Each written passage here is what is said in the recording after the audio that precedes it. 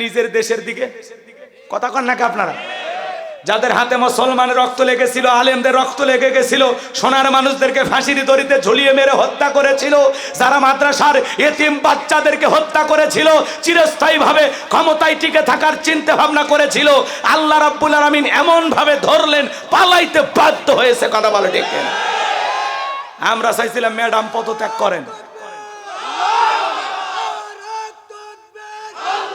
আমরা চাইছিলাম খালি পদত্যাগ, ম্যাডাম পদত্যাগ করেন। আল্লাহ বলে কিসের পদত্যাগ? আমি আল্লাহ অবস্থা এমন করব, দেশ ত্যাগ করতে বাধ্য করব। কথা বলে ঠিক কিনা? ইন্না বাতশা রাব্বিকা লাশাদীদ, আল্লাহর পাকড়াও বড় কঠিন। আল্লাহ ধরে না, যেদিন ধরবে মামু বাড়ি দিল্লি গিয়ে পড়বে। এই পড়ে নাই? ঈশ্বর চাচাকে বলা হয় সৈরা সারা। ঈশ্বর চাচা ক্ষমতার থেকে পদত্যাগ করে জেলে গেছে, দেশ ছাড়েনি। বাপের বেটা দেশ নেত্রী বেগম খালেদা জিয়া জেল খাটছে, অসুস্থ হয়ে দেশে পড়ে আছে, এখনো দেশ ছাড়েনি, বাপের বেটি। আর আপনারা বড় বড় কথা বলতেন পালাবো না, হারাবো না, তো গেলেনই তো। কথা বলেন। আগামীতে সিদ্ধান্ত নেওয়া লাগবে, আর যাই হোক কোন নারীকে আমরা এই দেশের প্রধানমন্ত্রী বানাবো না। আগামীতে এই দেশের প্রধানমন্ত্রী হবে পুরুষ। কারা কারা চান হাত তুলে দেখা। লিল্লাহে তাকবীর। নারীদের দেখার দিন শেষ। আগামীতে পুরুষের বাংলাদেশ। নারীদের জেদ বেশি, রাগ বেশি, অভিমান বেশি। দেখেন না স্বামীর সাথে ঝগড়া লাগে হাড়ি বাতিল ভেঙে ফেলে দেয়, স্বামী তুলে আছাড় মারে। দেখেন না ওদের জেদ বেশি। ওরা শান্তির জায়গা পাইলে জীবন যাবে, তাও জায়গা ছাড়বে না। কথা কয় না? উনি পাশের দেশে পালিয়ে গেছে, আবার বলে আমি আসবো, চট করে ঢুকবো। মাঝে মাঝে কল রেকর্ড ফাঁস হয়। আমাদের সারা ভালো নাই তো, আমরা জানি তো, আমরা যে আরামে রাখছিলাম। কথা কয় না গো? আরে গণভবনের লেগে বসে কি সুন্দর মাছ ধরতো, এই ছবিগুলো আর চোখে পড়ে না। কেউ আর ফজরের নামাজের পরে কোরআন খোঁজে না।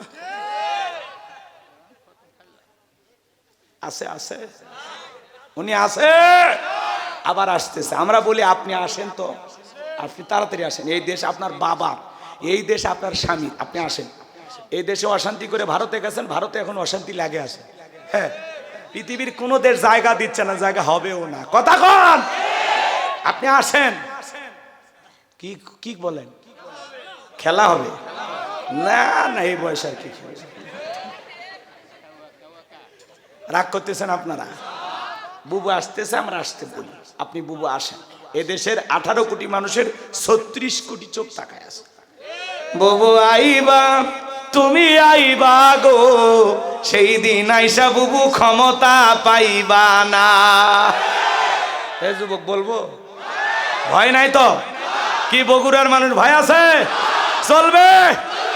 বুবু আইবা, তুমি আইবা গো, সেই দিন আইসা বুবু ক্ষমতা পাইবা না। খোঁজ নাই বুবু কাদের কাকার, অবস্থা খারাপ দরবেশ বাবার, হাউ নাঙ্কেল এখন সামনেও আসে না।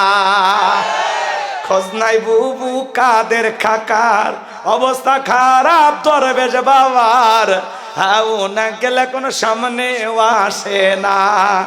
নেতা কর্মী সব জেলের ভিতর, আমি আসি ডরের ওপর, কখন জানি আসে গ্রেফতারি পরোয়ানা। বুবু আইবা, তুমি আইবা গো, সেই দিন আইসা বুবু ক্ষমতা পাইবা না। ক্ষমতার চেয়ার থেকে নামা সহজ, কিন্তু এই চেয়ারে ওঠা কঠিন। কথা কয় না? কথা রাগ করেছেন মনে হয় আপনারা? সামনের দিকে যাই ভাই। এই জন্য মনে রাখবেন, মুসলমানের রক্ত নিয়ে যারা খেলা করবে এরা কোনোদিন বিজয় লাভ করবে না। আজ হোক কাল হোক তাদেরকে পরাজয় বরণ করাই লাগবে। কথা বলেন ঠিক কিনা আমার ভাইয়েরা? এই জন্য সামনের দিকে যাই। যে কথা বলতে চাচ্ছিলাম, আমার নবী ডেকে বলে বেলাল, কালেমা পড়েছো, আপাতত প্রকাশ করা যাবে না। হজরতে বেলাল ডেকে বলে নবী গো, আমার জীবনের কোনো দাম নাই। আমার মণিবোমায়কে বলেছিলাম উর্দুম্বা ছাগল পেশাব পায়খানা করে দেয়, ওই ঘরে থাকতে আমার বড় কষ্ট হয়। এই যে দুই একজন এই গজল শুনে উঠলো কে? এরা কি আওয়ামী লীগ করে নাকি? ওই 12টা পার হয়েছে, এত অস্থির কি আপনারা? দুই একজন ওঠে, কিন্তু যারা রাগ করে উঠবে বুঝবেন ভেজাল আছে। 16 বছরের মায় এখনো কাটেনি। কথা কন। কি হয়েছে? আপনি এত অস্থির কে? 1-1.5 ঘন্টা পরে এই মাহফিল আর পাবেন? হ্যাঁ, দোকান পাওয়া যাবে, ঘর আছে, বাড়ি আছে, সব পাবেন, এটা আর পাবেন না। তো মাঝে মাঝে বাস্তবতা বলা লাগবে, একেবারে ঝিমানি ওয়াজ চলবে না। কথা কয় না গো? মাঝে মাঝে একটু জায়গা তোলা লাগবে। কি চাচা মিয়া ঠিক আছে বা? চাচা কয় চলবি বা, আর কি লাগে আমার? লিল্লাহে তাকবীর। আমার ভাইয়েরা, হযরত বেলাল ডেকে বলে, নবী গো, আমার মনে ওমাইকে বলেছিলাম উর্দুম বা ছাগল পেশাব পায়খানা করে দেয়, ওই ঘরে থাকতে আমার বড় কষ্ট হয়। ওমাই ডেকে বলে, বেলাল রে, উর্দুম বা ছাগলের দাম আমার কাছে আছে, কিন্তু তোর মতো কালো হাসি বেলালের দাম আমার কাছে নাই। জোরে কন্যা উজুবিল্লাহ। নবী গো, আপনি শুধু আমাকে দোয়া করে দেন, মৃত্যু পর্যন্ত যেন কালেমার পথে টিকে থাকতে পারি।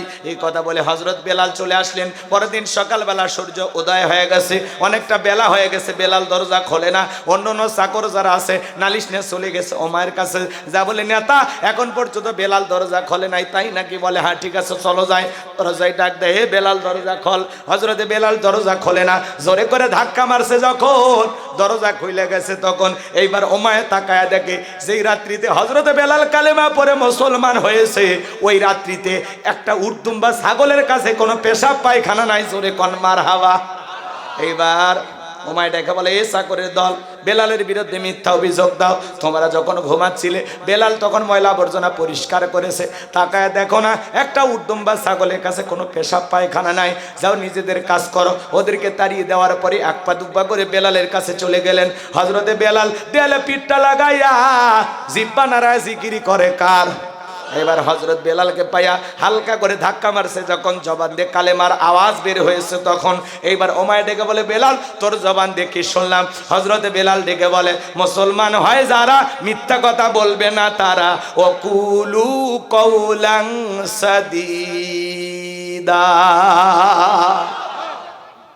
মুসলমান হবে যারা সত্যবাদী।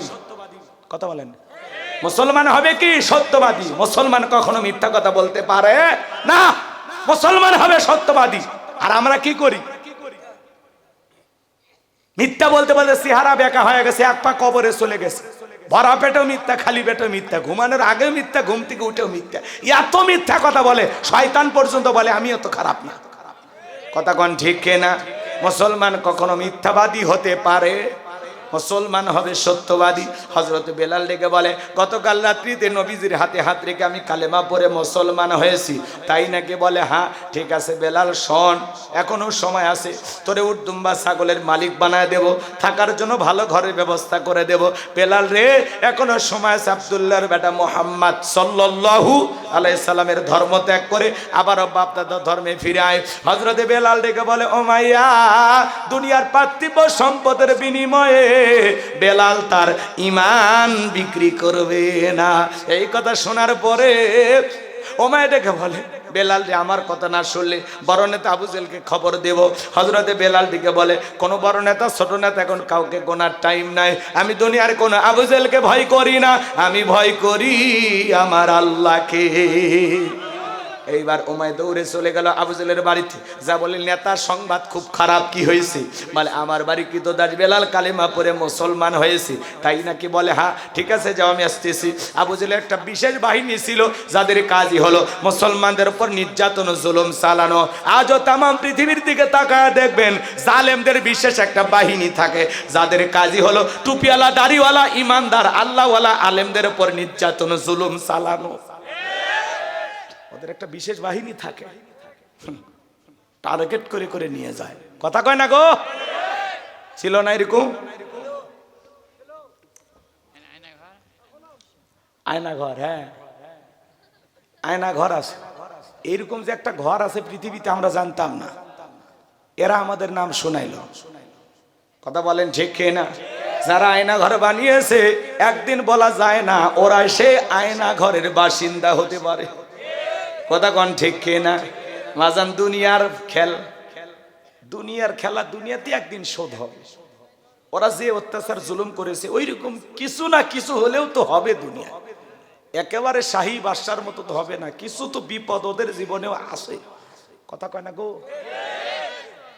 ওই যে সিরিয়ার বাদশা দেখলেন না, পালায় গেছে, 24 বছর জুলুম করেছিল বাশার আল আসাদ। ও ওইরকম বিমানে চড়ে পালায় গেছে।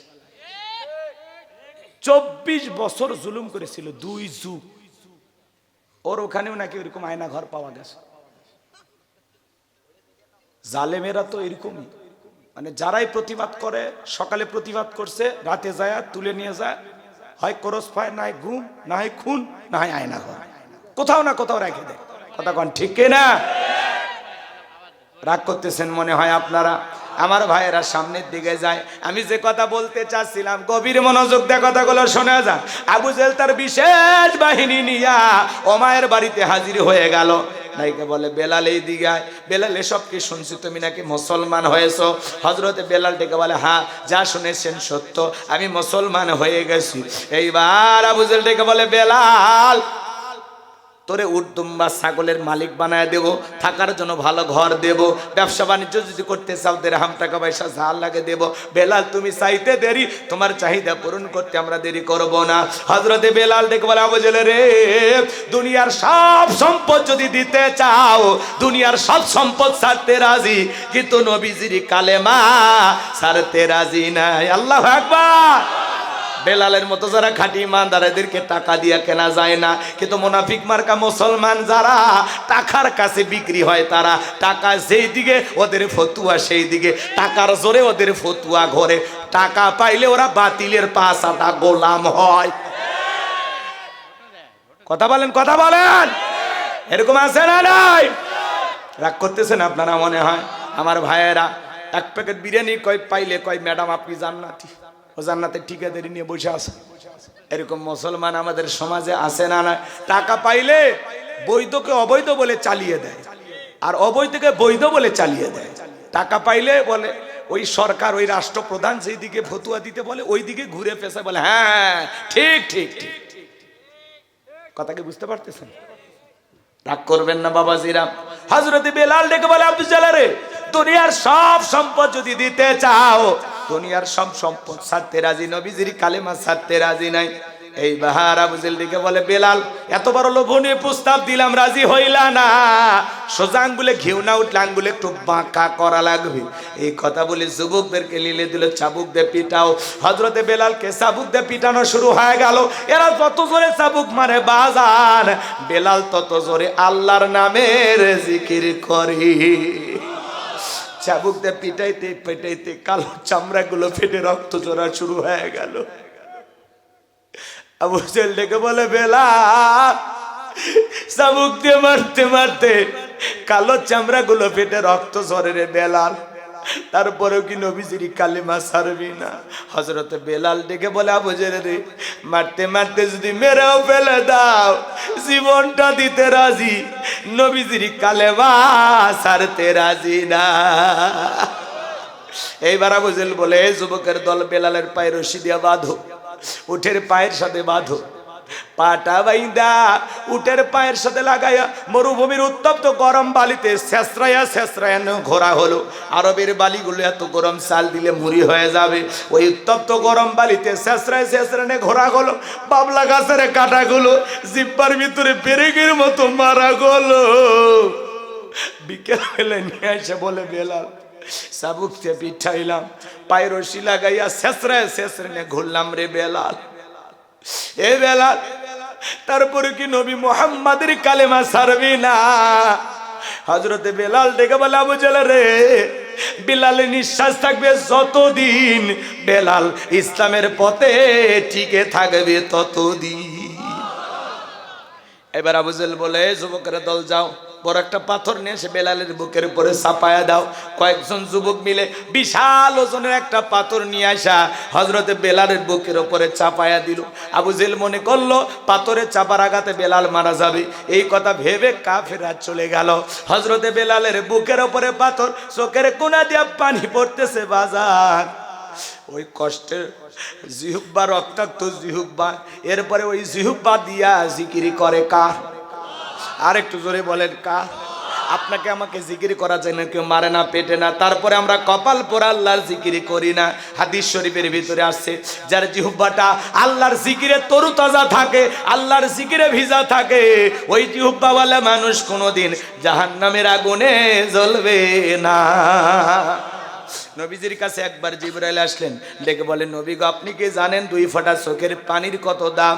আল্লাহর কোন বান্দা যদি আল্লাহর ভয়ে 2 ফোঁটা চোখের পানি ফেলতে পারে, ওই 2 ফোঁটা চোখের পানি তার জাহান্নামের আগুনকে নেভায়া দিতে পারে। এই জন্য আল্লাহ তাআলাকে স্মরণ করা লাগবে বাজান। ফাযকুরুনি আযকুরুকুম ওয়াশকুরুলি ওয়ালা তাকফুরুন।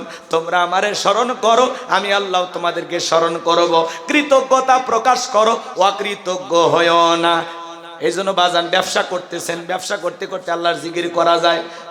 জমিতে কাজ করতেছেন, মাঠে কাজ করতে করতে আল্লাহর জিকির করা যায়। রিক্সা ভ্যান চালাতে চালাতে জিকির করা যায়। পথ চলতে চলতে জিকির করা যায়। সুবহানাল্লাহ, আলহামদুলিল্লাহ, আল্লাহু আকবার, লা ইলাহা ইল্লাল্লাহ, লা ইলাহা ইল্লাল্লাহ। তাহলে সব সময় জবানে জিকির চালু রাখতে হবে। কার কথা কয় না গো?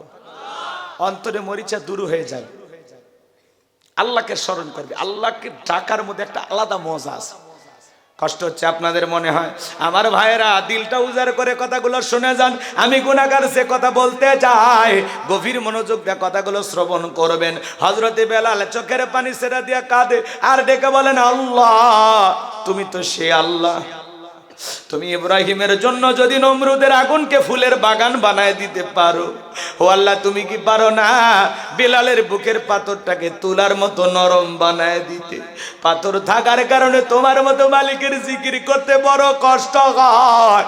ও আল্লাহ, তুমি কি পারো না বেলালের বুকের পাথরটাকে তুলার মতো নরম বানায় দিতে? হযরতে বেলাল দোয়া করতে দেরি, আসমানের মালিক আল্লাহ দোয়া কবুল করতে দেরি করে নাই। বেলালের বুকের পাথরটাকে আমার আল্লাহ তুলার মতো নরম বানিয়ে দিয়েছেন। বলুন আল্লাহু আকবার। এইবার বেলাল নিঃশ্বাসের সাথে পাথর ওঠে আর নামে। আশিক রাসূল বেলাল, নবীর পাগল বেলাল, নবীকে কত ভালোবাসতেন জানেন? বিশ্ব নবী যখন মক্কা নগরীতে পথ চলতো, ইসলামের প্রথম মুয়াজ্জিন হযরতে বেলাল একবার ডানে যায় আর একবার বামে যায়। আমার নবী ডেকে বলে, বেলাল, বুঝি না একবার ডানে আর একবার বামে, কারণটা কি? হযরতে বেলাল ডেকে বলে, নবী গো, আপনি কালেমার দাওয়াত দেন, ইসলামের প্রচার প্রসার করেন, কোরআনের দাওয়াত দেন। ওই কাফেররা হলো আপনার শত্রু, আপনাকে টার্গেট করে যদি ডান থেকে তীর নিক্ষেপ করে, ওই তীরটা যেন সর্বপ্রথম আমি বেলালের বুকের ভিতরে ঢোকে। আবার যদি বাম থেকে নিক্ষেপ করে, ওই তীরটা যেন সর্বপ্রথমে আমি বেলালের বুকের ভিতরে ঢোকে। আমি বেলাল মারা গেলে ইসলামের ক্ষতি হবে না, আপনি নবী মারা গেলে ইসলাম আর মাথা উঁচু করে সামনের দিকে দাঁড়াবে না। নিজের জীবনের বিনিময়ে আগলায় রাখতেন বিশ্ব নবীকে বেলাল। বলেন আল্লাহু আকবার। যেদিন নবীজি ইন্তেকাল করেছিল, ছোট্ট বাচ্চার মতো বেলাল ফুপিয়ে কান্না করে। বেলালের চোখের পানি যেন কোনো বাদ মানে, 2 গাল বেয়ে বেয়ে পানি পড়ে যায়। সাহাবায়ে কিরাম ডেকে বলে, বেলাল, এইভাবে কান্না করো না।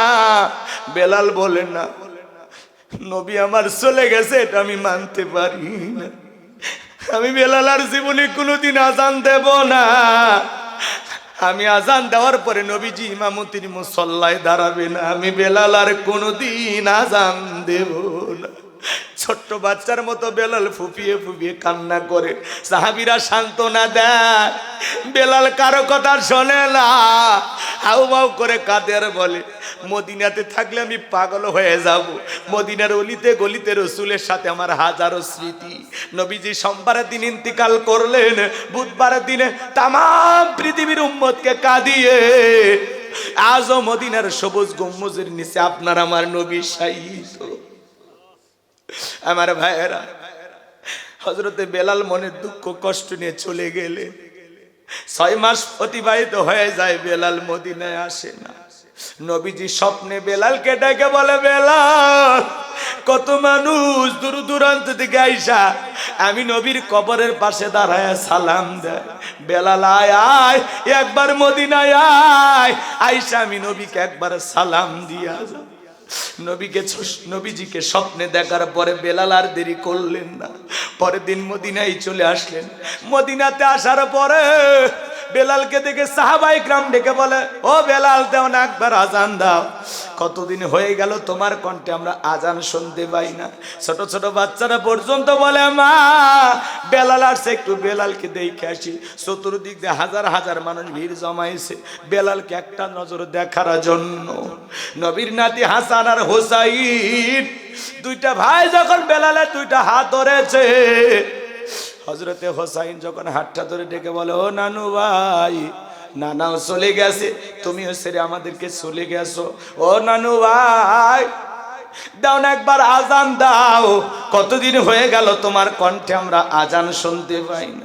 হযরতে বেলাল সকলের অনুরোধ ফেরাইয়া দিয়েছে, কিন্তু নবীর নাতি হোসাইন যখন হাতটা ধরে নানু ভাই বলে ডাক দেয়, আর ডেকে বলো, ও নানু ভাই, দাও না একবার আজান দাও, তোমার কণ্ঠে একটু আজান শুনতে চায়। হযরতে বেলাল তাকায়া দেখে, মনে হয় হোসাইনের চেহারার ওপরে বিশ্ব নবীর চেহারা মোবারক ভেসে উঠেছে। মনে হয় মদিনার নবী ডাইকে বলে, বেলাল, দে না একবার আজান দে, আমি নবীও তোর আজানটা শুনতে চাই। 6 মাস পরে হোসাইনের অনুরোধে বেলাল আবার আয়েশা মদিনায় আজান দিলেন। বলুন আল্লাহু আকবার। আরো ঘটনা আছে, সামনের দিকে আমি যাব না বাজান। আমি যে কথা বলতে চাচ্ছিলাম, বেলালের নিঃশ্বাসের সাথে পাথর ওঠে আর নামে। সুবহানাল্লাহ বলেন। বেলাল নির্যাতন জুলুমের কথা বিশ্বনবীর কান পর্যন্ত যখন পৌঁছে গেল, আমার নবী ডেকে বলা, ওকর, বেলালের কষ্টের কথা আমার আর সহ্য হয় না, যাও যাও, তুমি আমার বেলালের জন্য একটা কিছু করো। হযরত আবু বকর সিদ্দিক রাদিয়াল্লাহু তাআলা আনহু কয়েক গুণ দাম বেশি দিয়া গোলামীর জীবন থেকে হযরত বেলালকে আজাদ করলেন, মুক্ত করলেন। বলুন আল্লাহু আকবার। ইসলামের 1 নম্বর খলিফা আবু বকর। কেমন দামি মানুষ! 13টা দোকান ছিল সেই সময়, 13টা দোকান ইসলামের জন্য সব বিক্রি করে দিয়েছে, সব। সুবহানাল্লাহ। কি ত্যাগী ছিলেন তারা, কতটা কুরবানি করেছিলেন তারা। আর আমরা 13টা দোকান 26টা বানাবো, কি কন? মসজিদ মাদ্রাসা দিনের জন্য টাকা চাইলে 2 ফোঁটা চোখের পানি দিতে রাজি, ফাও 2টা গল্প শুনাইতে রাজি, টাকা দিতে রাজি। আপনারা ভালো মানুষ, এরকম অনেকেই আছে, তাদের কথা বলা হচ্ছে। 13টা দোকান সেই সময় ছিল, সব বিক্রি করে দিয়েছে। কার জন্য? ইসলামের জন্য। এই জন্য তো তারা সোনার মানুষ, এই জন্য তো দুনিয়ার থাকতে জান্নাতের সার্টিফিকেট পাইছে। সুবহানাল্লাহ। এমনি এমনি পাওয়া যাবে জান্নাত? মামুর বাড়ির ডাল গেলে এক ডাবু খাইতে দেবে না? কাজ করা লাগবে। চলেন, জান্নাতে যাওয়ার রাস্তা আমি দেখে দেবো ইনশাআল্লাহ। কষ্ট হয়? বিরক্ত হচ্ছেন আমার কথা? সম্মানিত ভাইয়েরা আমার, এই যখন ইসলামের অবস্থা, একদিকে সন্তান হারানোর ব্যথা, আপন মানুষদের সমালোচনা। আবু লাহাব কিন্তু আবু জেহেলের চেয়েও খারাপ। কথা কয় না গো? কারণ আবু লাহাবের নামে আল্লাহ সূরা দিয়েছে, আবু জেহেলের নামে কোনো সূরা দেয়নি। খালি আবু লাহাব খারাপ না, আবু লাহাবের সাথে যার বউ থাকতো, আর বউও খারাপ। ওটা সূরা লাহাবের তাফসীর করলে আপনারা বুঝতে পারতেন। তো ওই দিকে তো আমাদের আলোচনার বিষয় না। তাহলে একদিকে সমালোচনা, সন্তানেরা জন্ম নেয় মারা যায়, আবার সাহাবায়ে কিরামদের উপর নির্যাতন জুলুম। যারা ইসলাম ধর্ম গ্রহণ করে, ওই আবু জেহেল, উতবা, সাইবা, এরা মিলে, সবাই মিলে কি করে? তাদের উপরে নির্যাতন জুলুম করে। সময়ের কথা শোনেন নাই? লজ্জাস্থানে বল্লম দিয়ে আঘাত করে, জনসম্মুখে উলঙ্গ করে, লজ্জাস্থানে বল্লম দিয়ে আঘাত করে দুনিয়ার জমিন থেকে বিদায় করে দিয়েছে। সময়া জান্নাত দেখতে দেখতে মৃত্যুবরণ করেছেন। সুবহানাল্লাহ। এগুলো তো আমাদের সোনালী ইতিহাস। এখান থেকে আমরা শক্তি পাই, এখান থেকে আমরা সাহস পাই। এগুলো আমাদেরকে প্রেরণা যোগায়, উৎসাহ দেয়, সামনে এগিয়ে যাওয়ার। কথা বলে ঠিক না? আমার ভাইয়েরা, নবীজির যখন মন খারাপ, নবীকে সান্ত্বনা দেওয়ার দায়িত্ব কার? আমার আল্লাহ ডেকে বলে, জিবরাইল, আমার বন্ধুর মা নাই, বাবা নাই, গর্ভে থাকা অবস্থায় আমার বন্ধু বাবারে হারাইছে, 6 বছর বয়সে মারে হারাইছে, আমি ছাড়া আমার বন্ধুর কেউ নাই রে জিবরাইল। এ জিবরাইল, আমার বন্ধুর মনটা হয়েছে ভারী, আমি আল্লাহ সইতে নাকি পারি।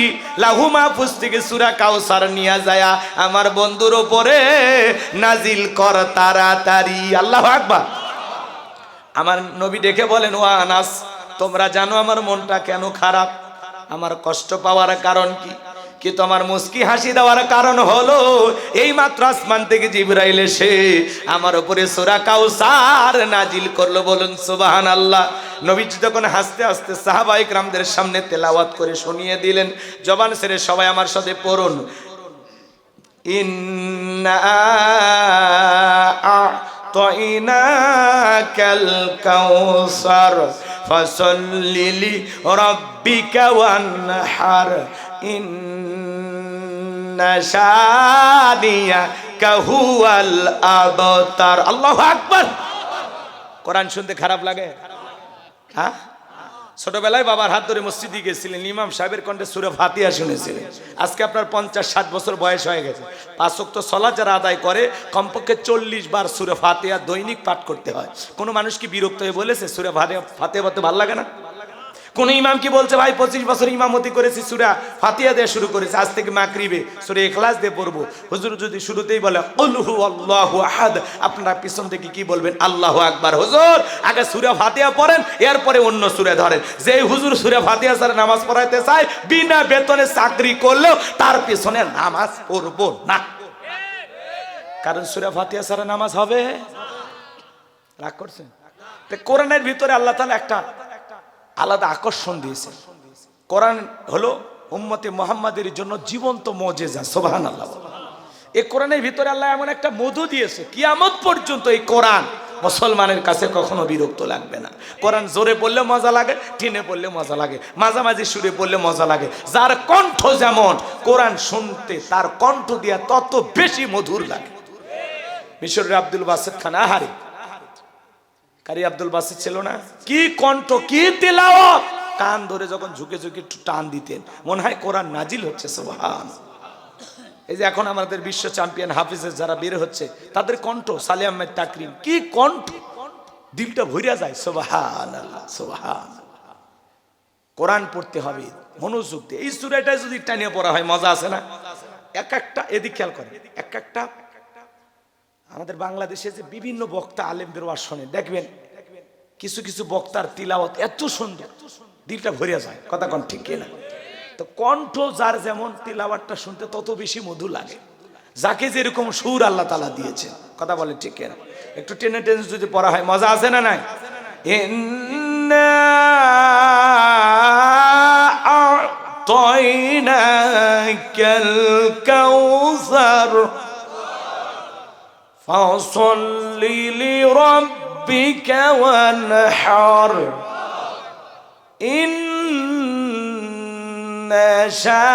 শানিয়াকা হুয়াল আবতার। মজা আছে না? মাঝামাঝি সুরে বললে মজা লাগে, জোরে বললে মজা লাগে, যার কণ্ঠ যেমন। আমরা যারা এদিক খেয়াল করেন, তেলাওয়াত অনেকের সহি নাই, এটা খুবই গুরুত্বপূর্ণ একটা বিষয়।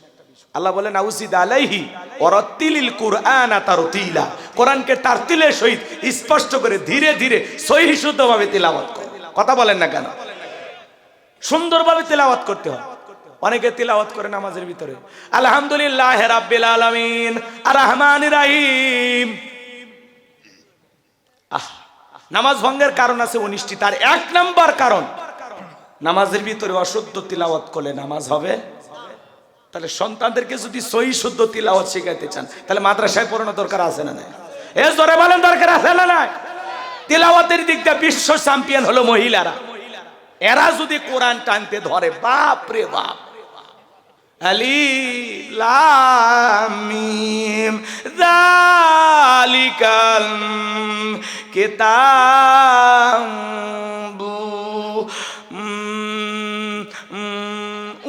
আছে, এটা যে কয় আলিফ টান কিছু বুঝি না। এই জন্য মেয়ে বাচ্চাদেরকে ছোটবেলায় নুরানি মাদ্রাসায় পড়াবে, দেখবেন 2-3 বছর পড়লে বাচ্চাটার তিলাওয়াত সহি হবে, সুন্দর তিলাওয়াত শিখবে। সন্তানদেরকে এই জন্য মাদ্রাসায় পড়ানো ছাড়া বিকল্প কোনো রাস্তা খোলা। 3-4 বছর অন্তত মিনিমাম 3-4 বছর মাদ্রাসায় পড়ান, এরপরে ডাক্তার ইঞ্জিনিয়ার যা খুশি বানান, সমস্যা নেই। ছোটবেলায় যদি কোরআনের হাফেজটা বানাইতে পারেন আলহামদুলিল্লাহ। ডাক্তার কিন্তু হাফেজ, সে আদর্শ ডাক্তার হবে। কথা কন, হাফেজ ইঞ্জিনিয়ার আদর্শ ইঞ্জিনিয়ার হবে, হাফেজ নেতা আদর্শ নেতা হবে, গুমসুর ডালসুর হবে না। কথা কন, বিকাশের টাকা চোর হবে না। নেতা আছে না, সামনের দিকে যাই, বলবো নি, কষ্ট হয়, কষ্ট হয়। আমি কি বলবো না, দোয়া করব। তাহলে তিলাওয়াত সহি শুদ্ধ শিখবেন তো ইনশাআল্লাহ। দুনিয়ার সব বুঝি, ব্যবসা বুঝি, বাণিজ্য বুঝি, ক্ষেত খামার বুঝি, সব বুঝি গো। বউটারে কেমনে চালান লাগে, সন্তানটারে কিভাবে কিভাবে টেকনিক করে চলা লাগে, কিভাবে সিটারি বাটপারি 2 নাম্বারি ফাঁকিবাজি ধার দেনা কেমনে কিভাবে কি করা লাগে, দুনিয়ার সব বুঝি, খালি বুঝি না আল কোরআন। ওটা কি আসলে বুঝি না, না ওটা শয়তানি? আপনি দুনিয়ার এত কিছু বোঝেন, মুরব্বী মানুষ কিচ্ছু বোঝে না, তাও টাচ মোবাইল চালায়, চশমা লাগে, চশমা লাগে, পেপার পড়ে, কথা কয় না গো, আল্লাহর কোরআন পড়তে পারে না। আর এমনও মানুষ আছে 80-90 বছর বয়স হয়ে গেছে, চশমা ছাড়া আল্লাহর কোরআন পড়তেছে, সুবহান। এরকমও শোনার মানুষ আছে পৃথিবীতে, কথা কন ঠিক কিনা? তাহলে কোরআন সহি শুদ্ধভাবে পড়বেন তো ইনশাআল্লাহ।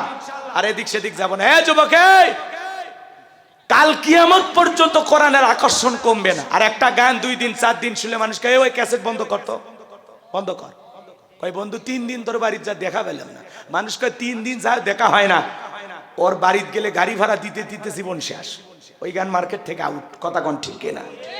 একটা গান 2 বার 3 বার 4 বার 5 বার 50 বার মানুষ শুনে কয় বিরক্ত হয়ে যায়, কয় বন্ধ কর। কিন্তু কোরআনের ভিতরে আল্লাহ এমন আকর্ষণ দিয়েছে, আজ পর্যন্ত কোনো মানুষ বিরক্ত প্রকাশ করেনি, সুবহানাল্লাহ।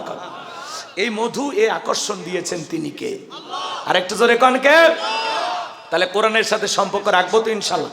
তাহলে যুবক গান বাজনা ছেড়ে দাও, কোরআনের দিকে আসো, মনে থাকবে তো ইনশাল্লাহ।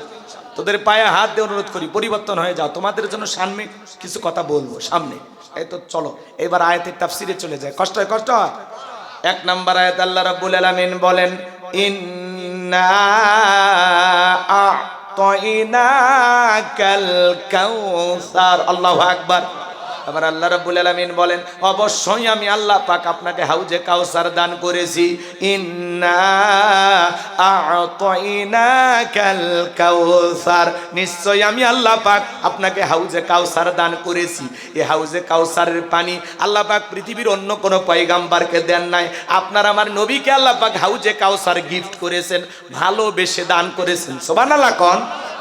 হাউজে কাউসারের পানি দুধের মতো সাদা, মধুর চাইতে মিষ্টি, পানির চাইতেও ক্লিয়ার। ওই কঠিন কিয়ামতের ময়দানে যেদিন বিচার দিবস কায়েম হয়ে যাবে, বিচার দিবসের একদিন হবে 50,000 বছরের সমান। যেদিন সূর্য সোহাগ মাথার উপরে চলে আসবে, যেদিন জমিন হবে তামার জমিন, বেঈমানদের জুহুব্বাটা কুকুরের মতো ঝুলে আসবে নাভি পর্যন্ত। যেদিন পাহাড় পর্বত নদী নালা খাল বিল কোনো কিছু থাকবে না, বিল্ডিং ইমারত পৃথিবীর এই আলিশান বাড়িগুলো কোনো কিছু থাকবে না। কুল্লু মান আলাইহা ফান, পৃথিবীর সব কিছু আল্লাহ তাআলা ধ্বংস করে দেবেন। ওই কঠিন কিয়ামতের ময়দানে যেদিন বিচার দিবস কায়েম হয়ে যাবে বাজার, সেদিন মা তার সন্তানের পরিচয় দেবে না, স্বামী স্ত্রীর পরিচয় দেবে না, ভাই ভাইয়ের পরিচয় দেবে না। ওই কঠিন কিয়ামতের ময়দানে আল্লাহর আরশের নিচে আল্লাহ তাআলা শাস্তিরুনির মানুষকে ছায়া দিবেন।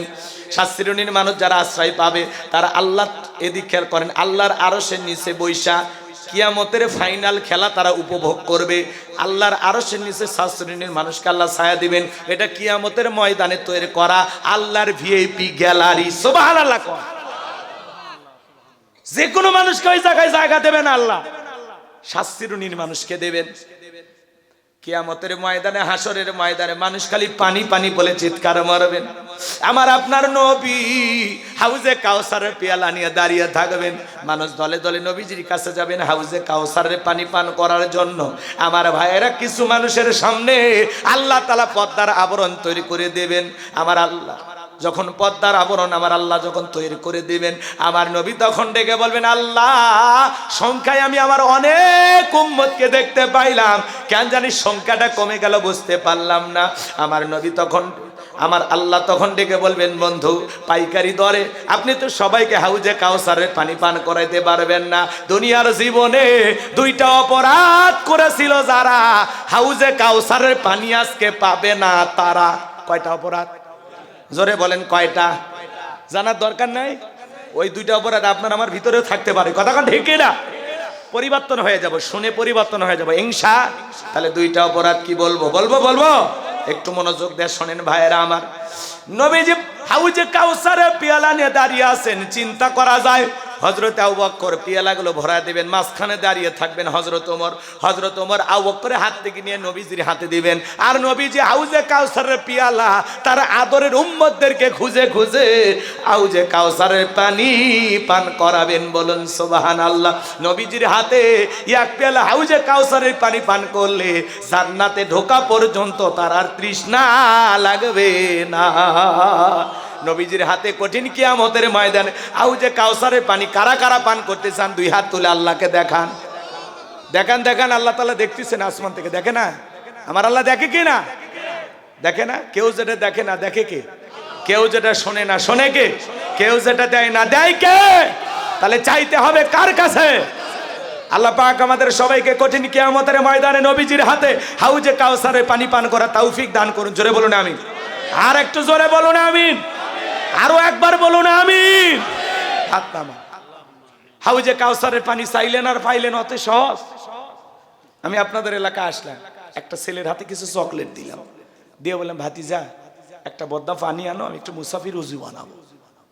ওই ছেলেটা চকলেট পাইয়া বদনা নিয়ে মারছে দৌড়, মাঝখানে আসার খেয়ে পুড়ে গেছে। মানুষ বেশি খুশি হলে তাল ঠিক থাকে না, কথা কয় না গো? তা করেন ওই পড়িয়া যা হাঁটু ছিলে গেছে, রক্ত বের হয়েছে, ব্যথাও পাইছে, কিন্তু চকলেট থাকার কারণে উঠে দাঁড়াইয়া বদনা ভরিয়া পানি নিয়ে আমার সামনে আছে। আমি তখন বললাম, বাবা এই পানিটা আনতে গিয়ে তোমার কষ্ট হয়েছে, মাঝপথে আসার খাইছো, ব্যথা পাইছো, রক্ত বের হয়েছে, হাঁটু ছিলছে মনে হয়। তখন ওই চকলেটের খুশির কারণে বলতেছে, এরকম কত আমি পড়ে যাই, আমার কিছুই হয় না। এই খুশিটা কিসের কারণে? চকলেটের কথা কোন ঠিক কিনা? কঠিন কিয়ামতের ময়দানে নবীজির হাতে এক পেয়ালা হাউজে কাউসারের পানি যদি আপনার আমার তকদিরে, ভাগ্যে, কিসমতে, নসিবে আল্লাহ রাখেন, আর যদি জুটে যায় পান করার যদি ভাগ্য হয়, আর আল্লাহর আরশের নিচে 7 শ্রেণীর মধ্যে যে কোনো এক শ্রেণীতে, যে কোনো এক ক্যাটাগরিতে আল্লাহ যদি অংশগ্রহণ করার সুযোগ করে দেয়, তাহলে আল্লাহর আরশের নিচে ছায়া আর নবীজির হাতে হাউজে কাউসারের পানি, কিয়ামতের কঠিন দিন আপনার কাছে কঠিন মনে হবে না, আল্লাহ সহজ করে দেবেন। একটু জোরে কর না সুবহানাল্লাহ। আর নবীজির হাতে হাউজে কাউসারের পানি পান করলে জান্নাতে ঢোকা পর্যন্ত আর তৃষ্ণাই লাগবে না। সুবহানাল্লাহ। তাহলে সে হাউজে কাউসারের পানি চাইলেন আর পাইলেন, কষ্ট করা লাগবে না? ঠান্ডা পানিতে উজু বানায় নামাজ পড়া লাগবে, কথা কোন ঠিক কিনা? কি সেই কাজগুলো আমি কি বলবো? হঠাৎ করে কেউ একটু নামাজ ধরছে, পুরাতন মুসল্লি যারা নিয়মিত নামাজ পড়ে, এই নতুন মুসল্লি দিকে ওরা টিটকেরি মার, ঠাট্টা বিদ্রুপ। সূর্য আজ কোন দিকে উঠছে বারে? উত্তর পাড়ার বাদশাহ নুরু, এরা দেখি মসজিদে, কথা কয় না? দেখি তো তোর নামাজ, হ্যাঁ 2 দিন পরে আবার হারিয়ে যাবি না তো? হ্যাঁ। আচ্ছা মুরব্বী, এই কথাগুলো বলা কি ঠিক? এগুলো বলা কি ঠিক না? যারা পুরাতন মুসল্লি আছেন শুনে যান, আপনি তো দাওয়াত দিয়ে 5 জনকে মসজিদে আনতে পারেন না, তাহলে একটা লোক হঠাৎ করে নামাজ ধরতেছে, পরিবর্তন হইতে চায়, আল্লাহ হেদায়েত দান করছে, আপনি পারলে তার জন্য দোয়া করেন যে ভাই তুমি মসজিদে আসছো দেখে দিলটা ভরে গেছে, বিশ্বাস করো আমি খুব খুশি হয়েছি, এই কথা বলে বুকে টানেন, আদর করেন, মোহাব্বত করেন, আর বলেন আল্লাহর কাছে যে ভাই আমি আল্লাহর কাছে তোমার জন্য দোয়া করি, মৃত্যু পর্যন্ত মসজিদে এসে জামাতের সহিত 5 ওয়াক্ত নামাজ আল্লাহ যেন তোমাকে পড়ার তৌফিক দান করেন। জোরে বলেন আমিন। আপনি দোয়া করবেন, তা না করে কি কয়, দেখি 2 দিন পর নামাজ ছেড়ে দিবি না তো, আমি খেয়াল রাখবো তোর প্রতি। ও মানে মসজিদে সিসি ক্যামেরা, কে আসে কে যায় খবর নেই, কথা কয় না গো? ভালো হ্যাঁ যান মুরব্বী, যুবকেরা খুশি, নতুন নতুন বোধ যায় না। এগুলো তো তোমরা মুখস্থ রাখছো। আচ্ছা ঠিক আছে, নতুন কিছু শুনবো আমিও, একটু অপেক্ষা করো। কষ্ট হয় আপনাদের, কষ্ট হয়? তাহলে এদিক খেয়াল করেন, নতুন মুসল্লি নামাজে গেছে, এগুলো নিয়ে আমরা সমালোচনা করব, পারলে দোয়া করব। তার সে নামাজ পড়ছে, নামাজ থেকে বের হয়ে আসলে কল্যাণপুর বাজারে বসে চা খাবে, কথা কয় না গো? ঠিক আছে, কাউকে নিয়ে সমালোচনা করবেন। যুবক বয়সে একটু দাঁড়িয়ে রাখছে, ওইটা নিয়েও সমালোচনা। হ্যাঁ, চ্যাংরা বয়সে বুড়ের ভাব ধরলি, কথা কয় না গো? এরকম আছে না ভাই? যুবক বয়সে একটু দাঁড়িয়ে রেখে বউ নিয়ে ঘুরতে গেছে, কয় ভাবি আসসালামু আলাইকুম, সাথে চাচার খবর কি? বউ বাড়িতে এসে রাগ করে, তোমার সাথে বাইরে যাওয়া যায় না, আমারে ডাকে ভাবি আর তোমার ডাকে চাচা। যে বউ নবীর সুন্নত দাড়িকে মোহাব্বত করে না, ওই বউ আপনাকে 100% ভালোবাসা দিতে পারে না, কথা বলে ঠিক না? আমরা এই দাড়ি কেন রাখছি? মদিনাওয়ালাকে মোহাব্বত করে রাখছি। টুপি খোলা যায়, জুব্বা খোলা যায়, দাড়ি এমন একটা সুন্নত 24টা ঘন্টায় মুখে লেগে থাকে। দাড়ি হলো পুরুষের সৌন্দর্য। আমরা তো এই দাড়ির ভিতরে মদিনাওয়ালার প্রেম খুঁজি, কথা কয় না? খবরদার দাড়ি নিয়ে কোনো ঠাট্টা বিদ্রুপ করবেন না, মনে থাকবে তো ইনশাল্লাহ। আমি একবার আমার বউক নিয়ে মার্কেটে গেছি, দোকানদার বলতেছে হুজুর আপনার মেয়ে কি নেবে নিতে বলে। আমি মেয়ে না রে, এটা আমার ঘরের প্রধানমন্ত্রী, বেশি কথা বলিস না, বাড়িতে ভূমিকম্প হয়েছে, কথা কন ঠিক? মানে দাড়ি দেখে মনে করছে হুজুরের 8-10টা মেয়ে হয়েছে, বিয়ে বাচ্চা দিয়ে দিয়েছে, এরকম একটা অবস্থা। রাগ করতেছেন আপনারা? এটাই আমার বড় ছেলে। রাগ করতেছেন, মন খারাপ করতেছেন আপনারা, কষ্ট নিয়েছেন ভাই।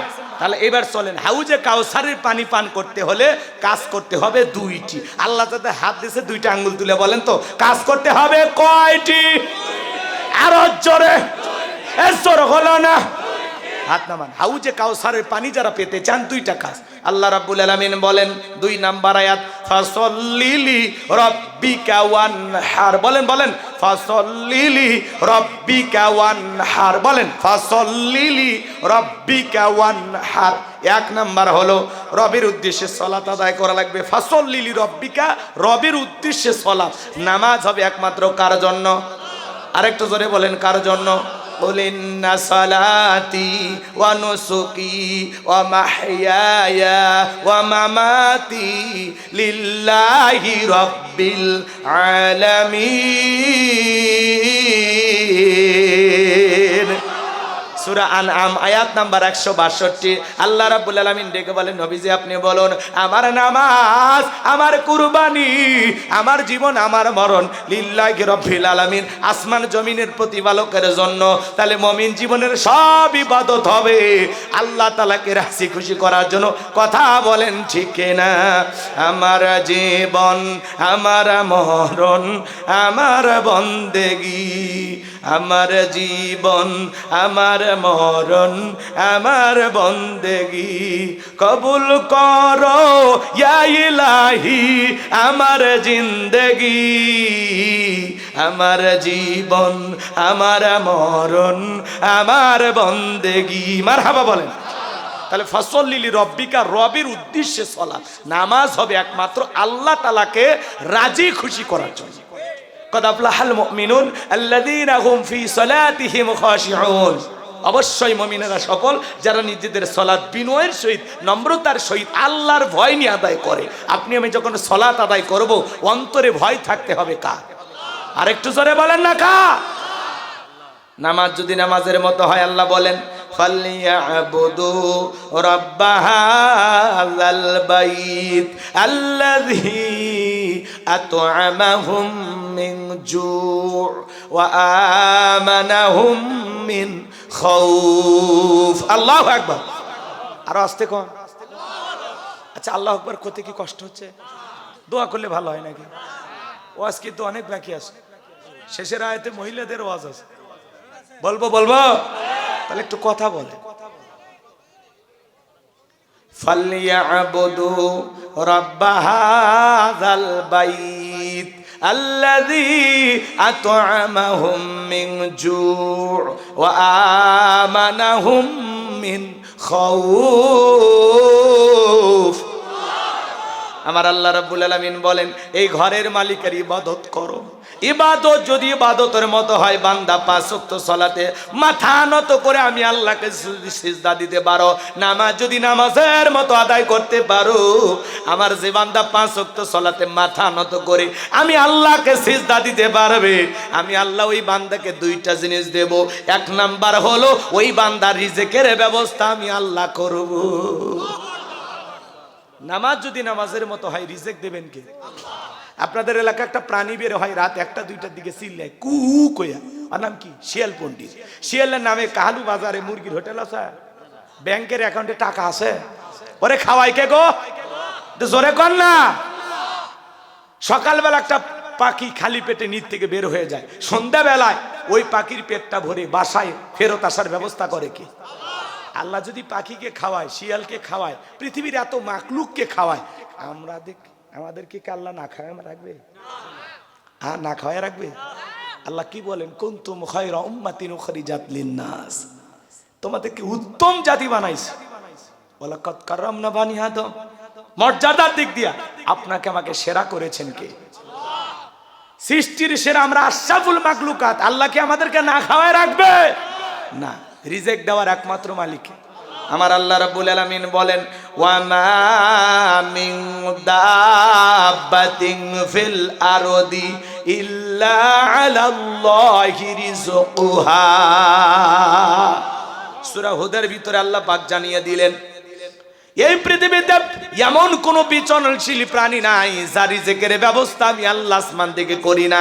ওই আটলান্টিক মহাসমুদ্রের 33,000 ফিট গভীর অতল পানি নিচে থাকা ছোট্ট একটা প্রাণী, তার রিজিকের ব্যবস্থাও আমি আল্লাহ আসমান থেকে করি। বলুন সুবহানাল্লাহ। তাহলে রিজিক দেবেন কে? আল্লাহ বলে বান্দা নামাজ যদি নামাজের মতো আদায় করতে পারো, ইবাদত যদি ইবাদতের মতো হয়, 1 নাম্বার আমি আল্লাহ তোমাদের জন্য রিজিকের ব্যবস্থা করে দেব। আর 2 নাম্বার হলো সকল ভয় থেকে আমি আল্লাহ নিরাপত্তা দেব। ভয় আছে না নাই? আপনি বিকাশের দোকানদার 2 লাখ টাকা নিয়ে কাহালু বাজার থেকে আসবেন কল্যাণপুর, মনে মনে ভাবতেছেন আল্লাহ রাত এখন 2টা বাজে, টাকা নিয়ে বাড়ি পর্যন্ত যাইতে পারবো নাকি ছিনতাইকারী ডাকাতের কবলে পড়ে টাকা যান 2টা হারাবো? ভয় আছে না নাই? প্রতিদিন ছিনতাই হচ্ছে, ডাকাতি হচ্ছে, চুরি হচ্ছে, দুর্নীতি হচ্ছে, কথা কয় না? আপনাদের এলাকায় হয় না?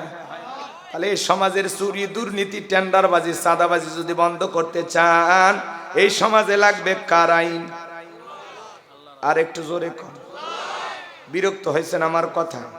তাহলে ভাইয়েরা আমার, এই সমাজে আল্লাহর আইন চালু হোক, এটা আপনারা সবাই চান? বিরক্ত হচ্ছেন না তো? তাহলে এদিক খেয়াল করেন, এই সমাজে প্রতিদিন আপনারা ছিনতাইয়ের ঘটনা শুনতে পাচ্ছেন। প্রতিদিন চুরি হচ্ছে, ছিনতাই হচ্ছে, বিভিন্ন পরিচয় দিয়া এক শ্রেণীর মানুষ এই দেশে ছিনতাইয়ের কাজে ব্যস্ত। আপনাদের এলাকায় এই ধরনের ঘটনা ঘটেনি? এই দেশে যদি চুরি বন্ধ করতে চান, ছিনতাই বন্ধ করতে চান, আপনার আমার মনের মধ্যে ভয়, মেয়েটা কলেজে গেল একা একা ফিরবে নাকি জামাই সাথী নিয়ে ফিরবে? ভয় আছে না? মেয়েটা স্কুলে গেল ভালোভাবে ফিরবে নাকি কারো লালসার শিকার হবে? ভয় আছে না? তাহলে চুরির ভয়, দুর্নীতির ভয়, জান হারানোর ভয়, মাল হারানোর ভয়, মেয়ে সন্তান ছেলে সন্তান হারানোর ভয়, এই যে ভয় ভীতি নিয়ে আমরা সমাজে বসবাস করতেছি, আল্লাহ তাআলা বলতেছেন এই জমিনে যদি আল্লাহর আইন চালু হয়, কোনো চুরি থাকবে না, দুর্নীতি থাকবে না, কোনো ভয় থাকবে না। তাহলে জমিন যার, আইন চালাইতেও হবে তার। কথা কোন ঠিক কিনা? আলা লাহুল খালকু ওয়াল আমর, সৃষ্টি যার, আইন চলবে সে আল্লাহর। কথা কোন ঠিক কিনা? এই সমাজে চুরি দুর্নীতি লন্ডন আমেরিকার আইন দিয়ে বন্ধ হবে না। চুরি দুর্নীতি টেন্ডারবাজি চাঁদাবাজি খুন ধর্ষণ এগুলো যদি বন্ধ করতে চান, এই সমাজ থেকে এগুলো যদি দূরে রাখতে চান, তাহলে আল্লাহর আইন দিয়ে চোরের বিচার করবেন। আল্লাহ রাব্বুল আলামিন বলেন ওয়াস-সারিকু ওয়াস-সারিকাতু ফাকতুউ আইদিয়াহুমা জাযাআম বিমা কাসাবা নাকালাম মিনাল্লাহ।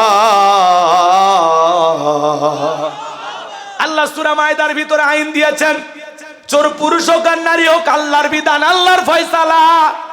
চোর চুরি করেছে, অপরাধ যদি প্রমাণিত হয়, আল্লাহর বিধান, আল্লাহর ফয়সালা হলো চোরের ডান হাতের কবজিটা কেটে দাও, বাংলাদেশের একটা চোরকে ধরে যদি আমরা বাইতুল মোকাররমের সামনে নিয়ে আসা মিডিয়ার মাধ্যমে ফালাও করে প্রচার করে একটা চোরের হাত কেটে যদি বলতাম বাংলার পার্লামেন্টে আইন চালু হয়ে গেল, এখন থেকে যে চুরি করবে আর সে যদি ধরা পড়ে ওই চোরের হাত কেটে দেওয়া হবে, বলেন তো বাজান এই সমাজে চুরি থাকবে না বন্ধ হবে? একটা চোরের হাত কেটে খালি পরীক্ষা করে দেখেন, বাংলাদেশের সমস্ত চোরেরা রাতারাতি তওবা করে আল্লাহর ওলি হয়ে যাবে। ও বলবে ভিক্ষা করে খাবো, না খায় মরে যাব, তারপরেও কোনোদিন চুরি করব না। কিন্তু কে শোনে কার কথা? আজও গেল না মনের ব্যথা। এখন উচিত কথা যদি কই পিঠের ওপর দিয়া যাবি মই। যত দোষ নন্দ ঘোষ, সত্যটা বললে দোষ, করলে অন্যায়ের প্রতিবাদ, নামটা হবে তোমার জঙ্গিবাদ, নামটা হবে তোমার মৌলবাদ। যে নেতা আইন পাস করবে ওই নেতা তো চোখ দিয়ে তাকালে বলে উরি বাবা সরিষাই তো ভুল, ওর তো নিজের হাতাকে কাটা যাবে। কথা কয় না গো? কারণ যে পরিমাণে দুর্নীতি করছে 11 লক্ষ কোটি টাকা, আবার কেউ বলতেছেন 18 লক্ষ কোটি টাকা দুর্নীতি করে বিদেশে পাচার করছে। তাহলে বলেন তো কয়বার ওর হাত কাটা গেল?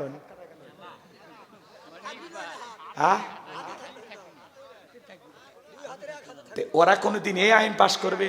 ওরা তখন বলে না এগুলো 1450 বছরের আইন, ব্যাকডেট, এগুলো চলে না। এই আপডেট জামানা, স্মার্ট জামানা, ওই আইন চলে না। আরে বাটা চলে কিনা খালি টেস্ট করে দেখ, একদিন দেখ, একদিন তোর পায়ে হাত দে, আনা আয় আয় তোর পায়ে হাত দে, একটা দিন খালি টেস্ট করে দেখ আয়। বাংলাদেশের এত বাহিনী লাগে চুরি, দুর্নীতি, ধর্ষণ, সাদাবাজি বন্ধ করতে। কথা কন, অলিতে গলিতে আবারও বলে সাদাবাজি শুরু হয়েছে। কি দেশটার কি পাইছেন আপনারা? আর কি খাবেন? আছে কি? ওরা রাখছে টাকা রিজার্ভ সিবিএ খায়া শেষ করছে। 93 বিলিয়ন ডলার ঋণের বোঝা চাপায় দিয়ে চলে গেছে। আসেন না মিলেমিশে শুরু করি, নতুন ভাবে শুরু করি। ওরা যেমন ছিল আমরাও যদি তেমন হয় তাহলে ওর মধ্যে আমার মধ্যে পার্থক্য আছে? ওরা লুটে পুটে খাসে, দুর্নীতি করে বিদেশে পাচার করছে। কথা কন। এই জন্য এই সমাজে যদি শান্তি পেতে চান আল্লাহর আইন চালু করা ছাড়া এই জমিনে শান্তি আসবে না।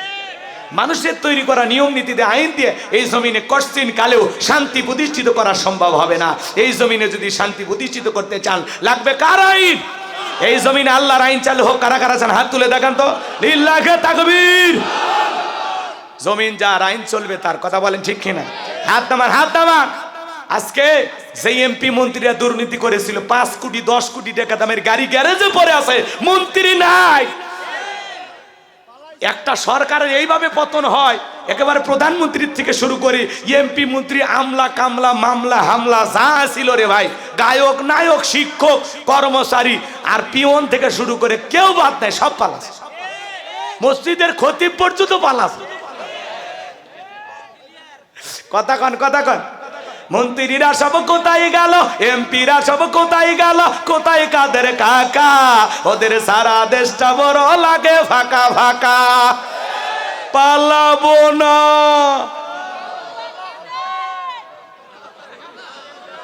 বলবো চলবে চলবে। পালাবো না, পালাবো না, পালাবো না, যাই না তাদের দেখা। ওদের সারা দেশটা বড় লাগে ফাঁকা ফাঁকা। আইন মন্ত্রী আটকে গেল আইনেরই ফাঁকে, দাড়ি সারা দরবেশটারে ভণ্ড ভণ্ড লাগে। শুনেছি ভাই কত নেতা নেত্রী খাইতেছে ভাই ডান্ডা, বিচারপতি কালামানিকের ফাটিয়েছে নাকি আন্ডা। এটা আমার খবর না, মিডিয়ার খবর। এই বিচারপতি শামসুদ্দিন মানিক আল্লামা সাইদি হুজুরকে মৃত্যুদণ্ডের রায় দিয়েছিল। আমরা বলতে চাই এই সোনার মানুষটাকে যে মৃত্যুদণ্ডের রায় দিয়েছিল ওই একই ট্রাইব্যুনালে বিচারপতি মানিককেও মৃত্যুদণ্ডের রায় দিতে হবে।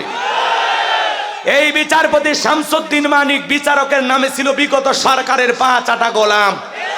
টকশোতে এসে আমার বোনকে অপমান করে বলেছিল রাজাকারের বাচ্চা, ছাত্র আন্দোলনের সমস্ত ছেলেদেরকে বলেছিল রাজাকারের বাচ্চা। এই বিচারপতি মানিক 116 জন আলিমের তালিকা করে দুদকের কাছে জমা দিয়েছিল। সিরিয়ালে আমার নাম্বার ছিল 23, রোল আমার কত? আপনারা চিনতেছেন না, ওরা ঠিকই চেন। ওরা আমার দুইটা ওয়াজ ভুল ধরছে।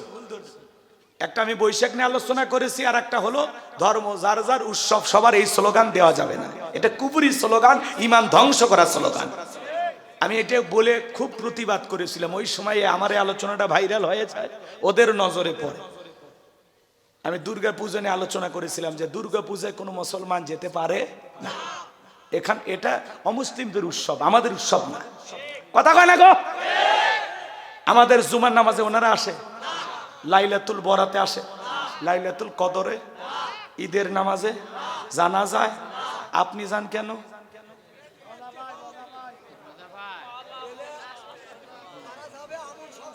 বউ বাচ্চা সহ। আচ্ছা বলেন তো, গাছ যা ফল সবার মানবেন? পুকুর যার মাছ সবার মানবেন?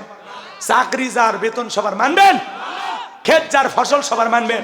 বউ যার হক সবার মানবেন? এগুলো বেলায় তো আপনারা ভালোই শিয়ানা। গাছ যার ফল তার, পুকুর যার মাছ তার, চাকরি যার বেতন তার। কথা কয় না? বউ যার হক তার, ধর্ম যার উৎসব তার। হিন্দুদের উৎসব হিন্দুদের কাছে, বৌদ্ধদের উৎসব বৌদ্ধদের কাছে, খ্রিস্টানদের উৎসব খ্রিস্টানদের কাছে, মুসলমানের উৎসব মুসলমানের কাছে। ধর্ম যার উৎসবটাও তার। আমাদের উৎসব সবার জন্য উন্মুক্ত হতে পারে, কিন্তু অমুসলিমদের উৎসব আমাদের জন্য উন্মুক্ত কখনো হতে পারে না। কারণ ওখানে যাওয়া আমাদের জন্য জায়েজ নয়, হারাম। কারণ ওখানে আল্লাহর সাথে প্রকাশ্যে শিরিক করা হয়। মুসলমান কি করবে? নিরাপত্তা দিবে, যাতে যারা সুন্দরভাবে নিরাপত্তা সহকারে পূজা করতে পারে, তারা তাদের ধর্মীয় কাজ চালাতে পারে। এই ব্যাপারে মুসলমান নিরাপত্তা দেবে। কথা কন না কে ভাই? হ্যাঁ, তাদেরকে একটা সুন্দর পরিবেশ দেবে।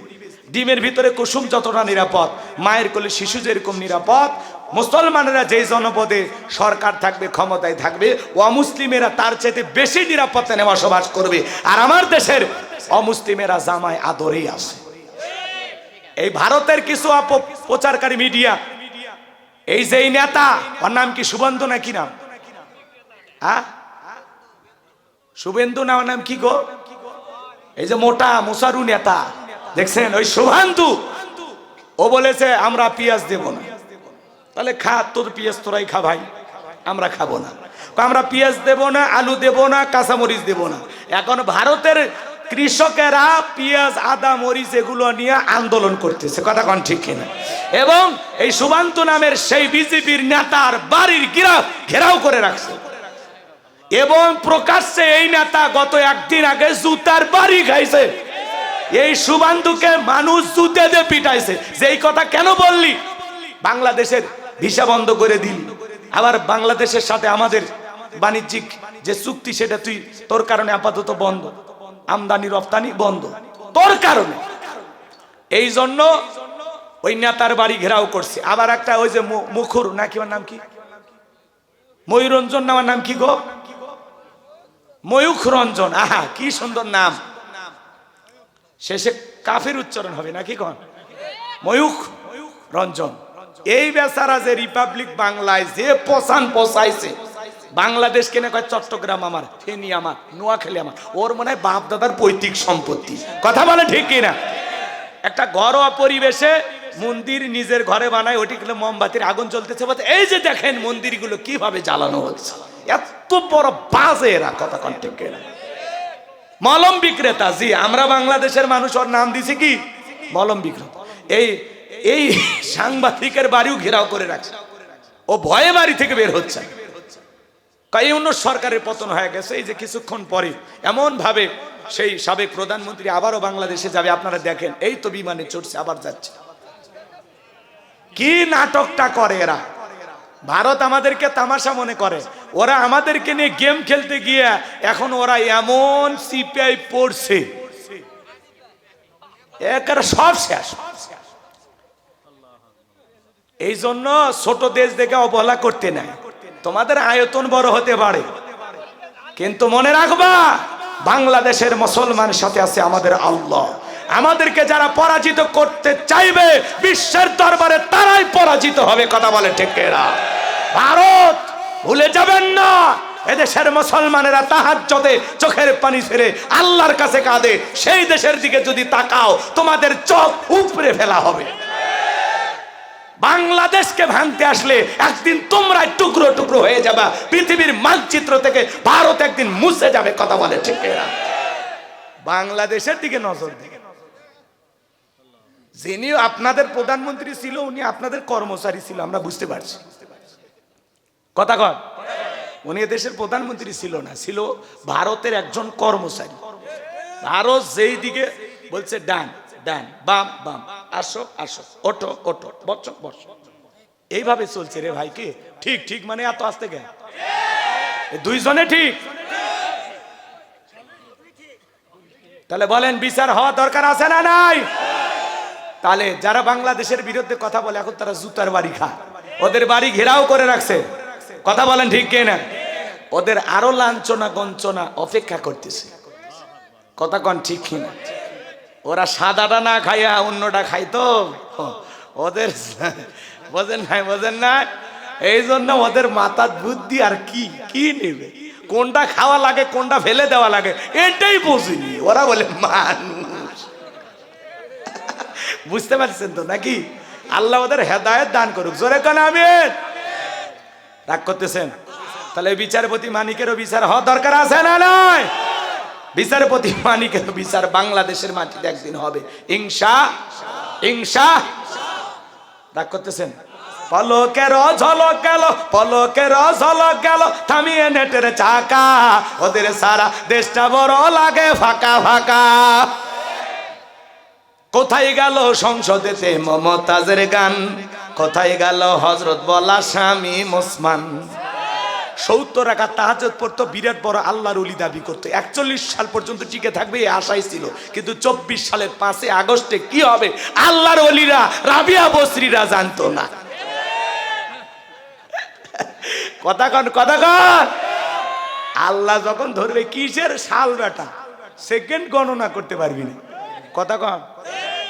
বড় বড় কথা বলতো, মাইক পেলে বলতো খেলা হবে, খেলা হবে। পুরো বাংলাদেশের মাঠ পড়ে আছে, কিন্তু ওই পাক্কা খেলোয়াড় না। এরা তো পাক্কা খেলোয়াড় না, এরা পাক্কা দুর্নীতিবাজ। যারা দেশটাকে চুষে খেয়েছে, একেবারে দেশের অস্তিত্ব রাখেনি। এরা মানুষ, একটা দেশের যে এইভাবে দুর্নীতি মানুষ করতে পারে এটা বিশ্বাস হয়। ওরা নিজেদের পকেট ভারী করার জন্য এই দেশে এসেছিল। কথা কন। আজকে আমাদেরকে এইভাবে বিপদে ফেলে ওরা পালিয়ে গেছে। আর যাই হোক, ওদের মায়া যেন আমাদের কলিজায় না থাকে। অনেকেই এখনো মহব্বত দেখায়, যার বেশি মহব্বত 10 দিন আয়না ঘরে থেকে আসেন, সব ঠিক হয়ে যায়। কথা কন ঠিক কিনা? আমার ভাইরা, আমি কি কথা বলবো নাকি দোয়া করে দেব? তাহলে নামাজ যদি নামাজের মতো আদায় করতে পারেন, রিজেক্ট দেবেন আল্লাহ, আর সকল দিক থেকে নিরাপত্তা দিবেন কে? ভারত চোংরা গায়ে লাভ হবে না। সিজদার মতো সিজদা দিলে আসমান থেকে আল্লাহ তাআলা আপনাকে আমাকে নিরাপত্তা দিবেন। ভারত কেন, পৃথিবীর সব শক্তি এক জায়গায় হও, বাংলাদেশের মুসলমানের কিছু করতে পারবে না। এই বিশ্বাস আমাদের থাকা লাগবে। এর নামই তাকওয়া, এর নামই ঈমান, এর নামই আল্লাহর ভয়। আল্লাহর ভয় যদি দিলে থাকে, আল্লাহকে যদি বিশ্বাস করেন, আল্লাহর উপরে যদি তাওয়াক্কুল করে থাকেন, তাহলে মনে রাখবেন সকল দিক থেকে আল্লাহ আমাদেরকে নিরাপত্তা দেবেন ইনশাআল্লাহ। আল্লাহ রাব্বুল আলামিন বলেন ফাসল্লি লিরাব্বিকা ওয়ানহার। 1 নাম্বার হলো রবের উদ্দেশ্যে সালাত আদায় করা। নামাজ হবে একমাত্র কার জন্য? লোক দেখানোর জন্য নামাজ পড়লে হবে না। ফাওয়াইলুল লিল মুসাল্লিন আল্লাযীনা হুম আন সালাতিহিম সাহুন। হতভাগা সেই সমস্ত নামাজি, দুর্ভাগা সেই সমস্ত নামাজি যারা লোক দেখানোর জন্য সালাত আদায় করে। লোক দেখানোর নামাজি কারা বলবো না? থাক, লোক দেখানো নামাজি নাই। হঠাৎ করে এক জায়গায় মানুষ মরে গেছে, ঘোষণা হচ্ছে অমুক মারা গেছে। তখন বলতেছে বউ পাঞ্জাবিটা ধুয়ে দি, মানুষ মারা গেছে, জানাজা যাওয়া।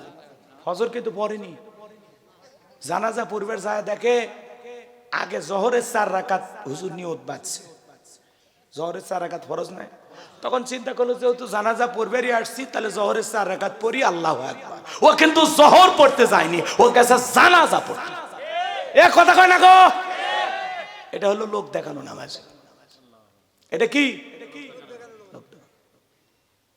নতুন বিয়ে বাড়িতে বেড়াতে গেছে, গল্প করতে করতে হঠাৎ করে আজান হচ্ছে। তখন বলতেছে বিয়ে আমি ত্রিপল হাজি 3 বার হজ করছি, নামাজ পড়া লাগবে, আপনি থাকেন। তখন বলতেছে বিয়ে আমরা তো একেবারে অমুসলিম না, আমরা পড়ি মাঝে মাঝে সারি, চলেন আজকে যাই। মানে বিয়ের চাপে পড়ে তালে পড়ে নামাজ পড়ছে। ওটা হলো কি লোক দেখানো।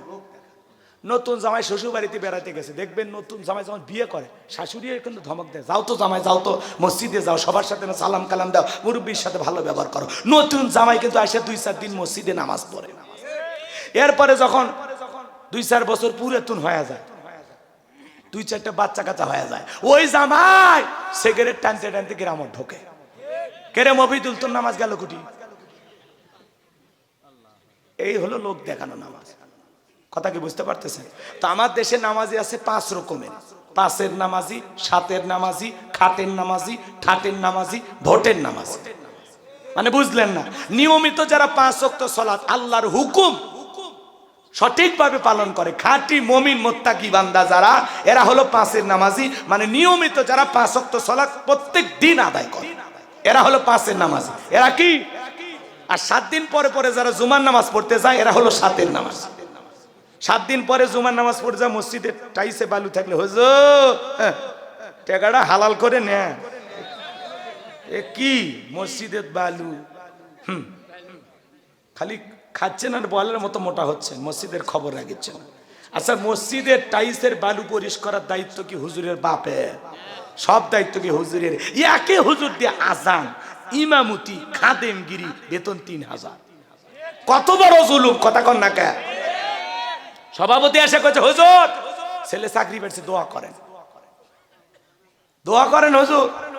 হুজুর এবার দোয়া ধরে কয়, আল্লাহ আল্লাহ সভাপতির ছেলে নাকি চাকরি পাইছে, আল্লাহ আমার বেতন যেমন সভাপতির ছেলের বেতনটাও যেন তেমন হয়। যেই দোয়া করছে সভাপতি কয়, হুজুর দোয়া ব্রেক করেন, আর বললেন না, আপনার কাছে এই দোয়া আছে বেতনের, আর আপনার বেতন যা আমার ছেলের বেতন তাই, এই হবে চলবে? তখন হুজুর বলতেছে, আমার চলে আপনার চলবে না কেন? কচ্ছে আপনাদের বেতনে বরকত আছে। কথা কয় না গো? এরকম আছে না ভাই? এই হলো সমাজের অবস্থা। 3-4 হাজার টাকার ইমামতি করে, পাও থেকে মাথা পর্যন্ত যে পোশাক পরছে, যে গেট আপটা নিয়েছে, ওটি তো 8,000 টাকা। কথা কয় না? কে দেয়? 2-4-5 হাজার পাই, কিন্তু হালালে এত বরকত, এত বরকত। কথা বলেন ঠিক না? আর 50,000 টাকা বেতন পায়, আবার মাস শেষে আরো 20,000 টাকা কিস্তির থেকে তোলে। শান্তি নাই গো। কথা বলেন ঠিক না? আমার ভাইয়েরা মন খারাপ করবেন না। তাহলে 5 ওয়াক্ত সালাত যারা আদায় করে, এরা হলো 5-এর নামাজি। 7 দিন পরে পরে জুমার নামাজ পড়ে যারা, এরা হলো 7-এর নামাজি। শোনেন, শুনে যান। বাংলাদেশে জুমার নামাজের জন্য মসজিদ ভেঙে 2 তলা 3 তলা বানানো হয়। ফজরের নামাজের সময় এক কাতারি মুসল্লিও পাওয়া যায় না। এমনও মসজিদ আছে মুয়াজ্জিন একাই নামাজ পড়ে। কথা কন আছে না বাজান? বিশ্বনবীর জামানায় ফজরের নামাজের দৃশ্য যেমন মসজিদ কানায় কানায় পূর্ণ ছিল, জুমার নামাজের দৃশ্য একই রকম। সুবহানাল্লাহ। খালি মসজিদটা সুন্দর বানাইলে হবে না, আমাদের ঈমান আমলটাও সুন্দর হওয়া দরকার আছে না নাই? মসজিদের নাম শুধু আত-তাকওয়া লেখলে হবে না, আমাদের অন্তরে তাকওয়া থাকা দরকার আছে না নাই? ভাই, যারা জুমার নামাজ 2 রাকাত পড়ে খালি সালাম ফিরাইতে দেরি, মসজিদের বাইরে আসতে দেরি নেই, ভূমিকম্প শুরু হয়ে যায়। কথা কন? আবার 7 দিন পরে এসে ওরা দেখা করে। তাহলে এই জুমার নামাজ পড়লেন, আসর, মাগরিব, এশা, ফজর, এগুলো পড়া লাগবে না? এগুলো কি ফরজ না? কথা কয় না? এগুলো কি? তাহলে কেন পড়েন না? কেন পড়েন না? এই জন্য অনুরোধের ভাষায় পায়ে হাত দিয়ে আজকের আলোচনা শোনেন। ফাসল্লি লিরাব্বিকা, রবের উদ্দেশ্যে সালাত, 5 ওয়াক্ত সালাত আল্লাহকে রাজি খুশি করার জন্য। কারা কারা পড়বেন হাত তুলে দেখেন। পড়বেন তো ইনশাআল্লাহ? পড়বেন তো ইনশাআল্লাহ? আল্লাহ সবাইকে 5 ওয়াক্ত নামাজি বানায় দেন। একটু জোরে কর না আমিন। আর একটু জোরে কর না আমিন। আমার ভাইয়েরা, মানুষ মারা গেলে জানাজার নামাজ পড়ে যারা, এরা হলো খাটের নামাজি। আর 2 ঈদের নামাজ পড়ে, পাঞ্জাবি একটা পয়রা শেরওয়ানি পরে কয়, হুজুর কেমন লাগতেছে? কয় হেব্বি লাগতেছে। হুজুর আসেন কোলাকুলি করি। ঈদের নামাজ পড়ে মাঠের ইমামের সাথে কোলাকুলি করে।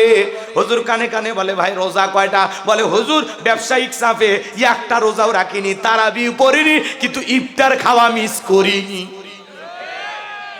এই হলো আমাদের ইবাদত। আর যখন নির্বাচনের সময় আসে নেতা ভাষণ দিতে, ভাইয়ার আমার, আগামীতে যদি আমাকে নির্বাচিত করতে পারেন, বাঙ্গি মার্কায় যদি ভোট দিতে পারেন, এই বাঙ্গির বিচ্ছি ঘরে ঘরে পৌঁছে যাবে, আপনাদেরকে গ্যাস দেব, বিদ্যুৎ দেব, আর উন্নয়নের নামে কথা কন, কথা কন।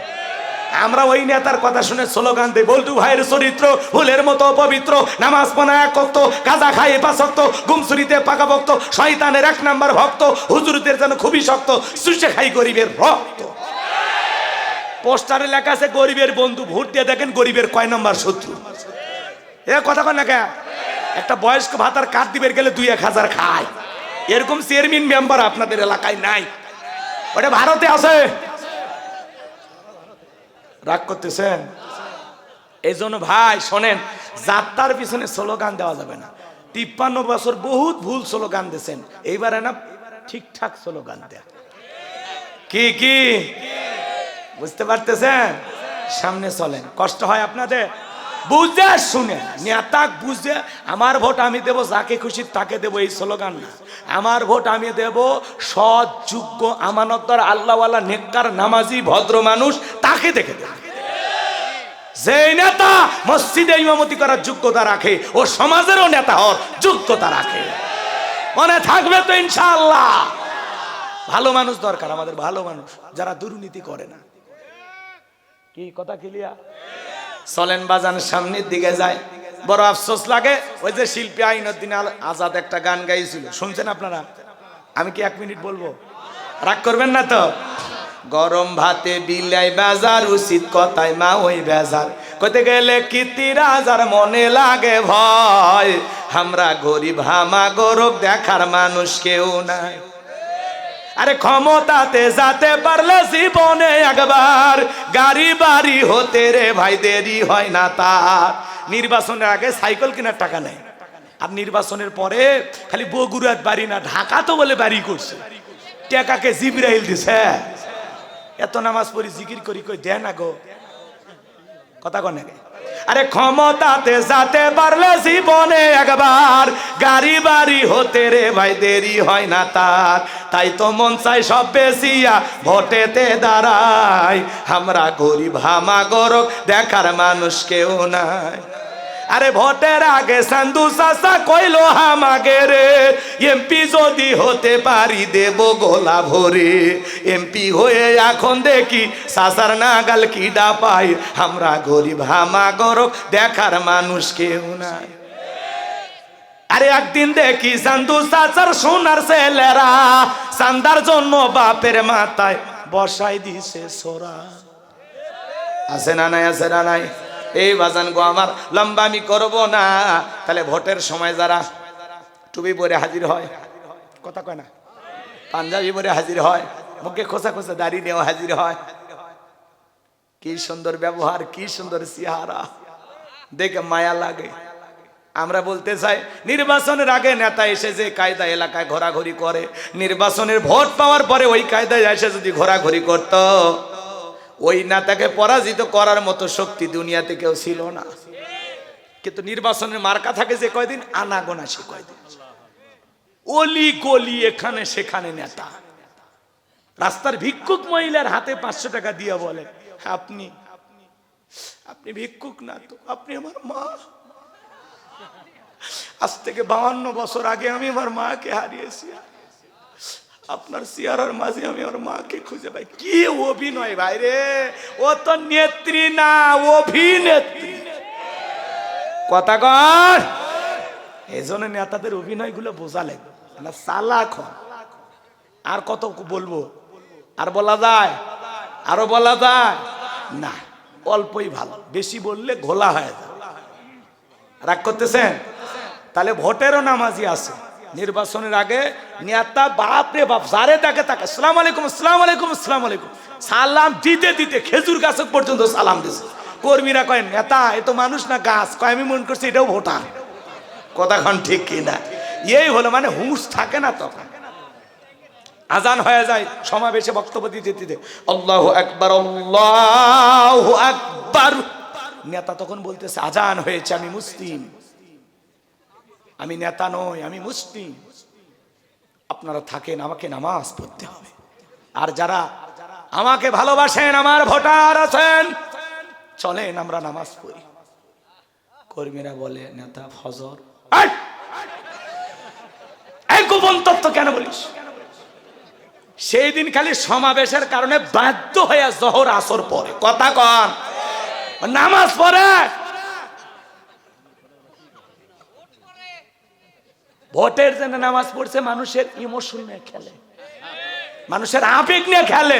মানুষ মনে করে দেখছু সমাবেশে বক্তব্য দিতে দিতে আজান হচ্ছে, নেতা আজানের সময় মাইক বক্তব্য বন্ধ করে কি সুন্দর নামাজ পড়লো, ই সাক্ষাৎ জিবরাইলের ভাই।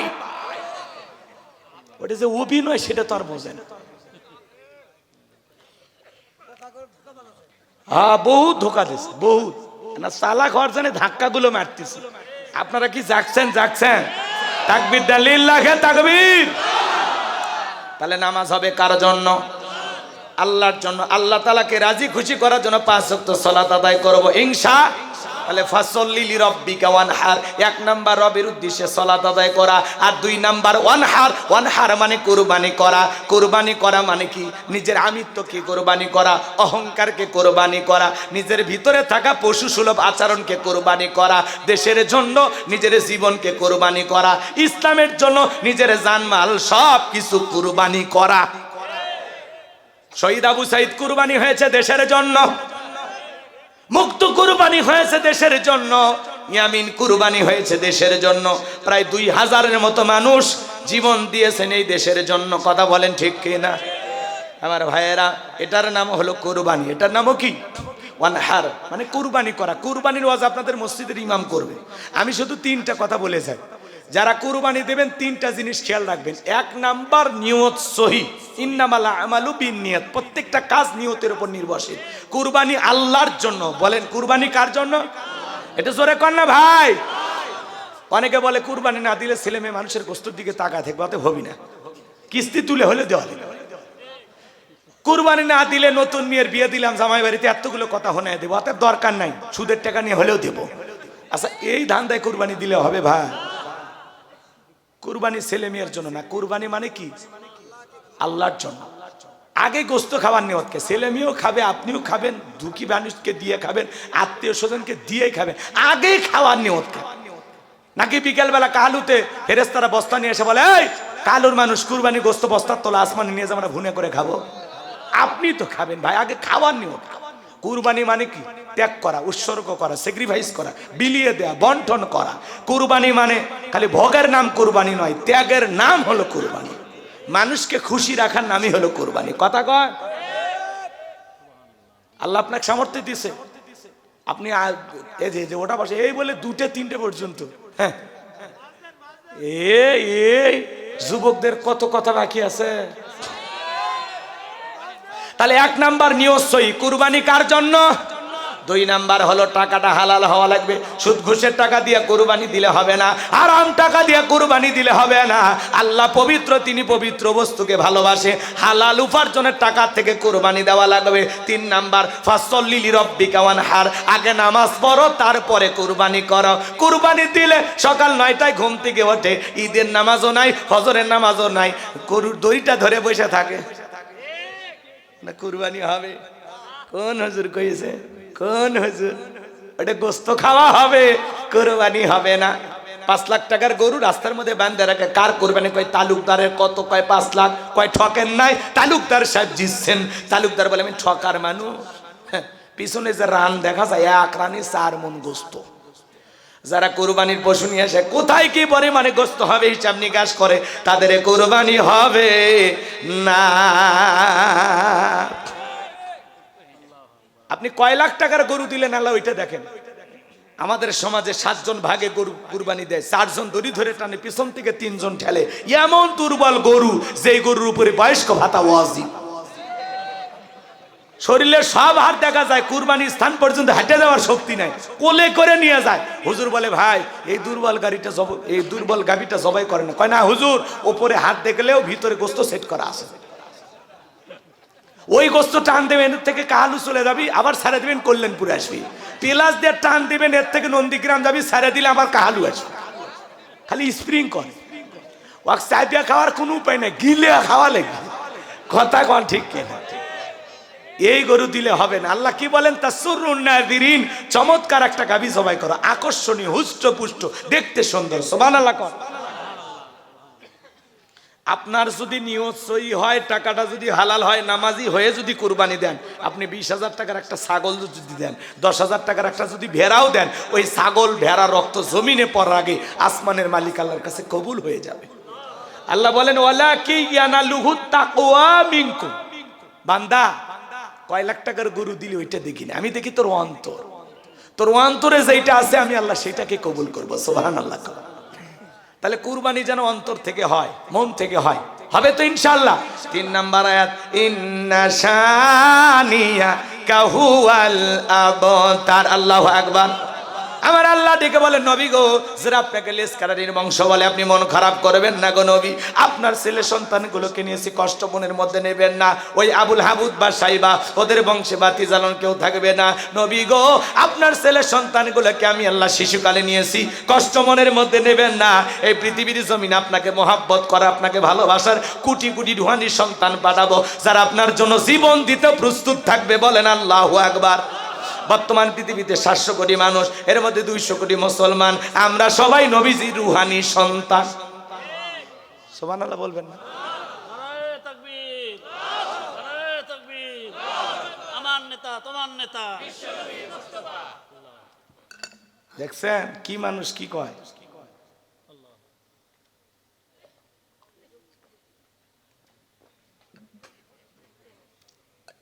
কষ্ট হয়েছে? আমরা নবীজির রুহানি সন্তান, 200 কোটি মুসলমান সবাই নবীজির রুহানি সন্তান। সুবহানাল্লাহ কর। ফ্রান্সের লোকেরা যখন নবীজির কার্টুন প্রদর্শন করলো, দেয়ালে দেয়ালে নাকটা বেঁকা করে মুখে কয়েকটা দাড়ি লাগায় কয় ইনি মোহাম্মদ, জোরে কর নাউজুবিল্লাহ। তখন ফেসবুক গরম হয়ে গেল, we love Mohammad, I love you Mohammad. সুবহানাল্লাহ কর। মোহাম্মদ মানেই প্রশংসিত, আগে পরে যতই গালি দেন কাজে লাগবে না। মোহাম্মদ মানেই প্রশংসিত। সুবহানাল্লাহ কর। এই ফ্রান্সের লোকেরা যে নবীজির কার্টুন দেখালো, আমার নবী কি দেখতে কার্টুনের মতো? নবীর কি কোনো ছবি আছে? এই পৃথিবীর সবচাইতে সুন্দর মানুষটির নাম মুহাম্মাদুর রাসূলুল্লাহ সাল্লাল্লাহু আলাইহি ওয়াসাল্লাম, যে নবীর চরিত্রের সার্টিফিকেট আল্লাহ দিয়ে বলেন ওয়া ইন্নাকা লাআলা খুলুকিন আযীম। নবী গো, আপনি হলেন পুত পবিত্র মহান চরিত্রের অধিকারী। আল্লাহু আকবার বলেন। এ যুবকে বসো, 5 মিনিট পরই মজা। আরে বোঝে না রে, তোমাদের জন্য একটা কিছুই বলবো না, কিছু না হইলে তো একটা চুকু পুচুকি গান গাইবই তো। বস ভাই বস, যাইস না, না ওদের জন্য একটা কিছু বলা লাগবে। এই যাইছে কিছু, জি জি, ওই জন্য ওদেরকে অনেক কষ্টে আটকে রাখছে।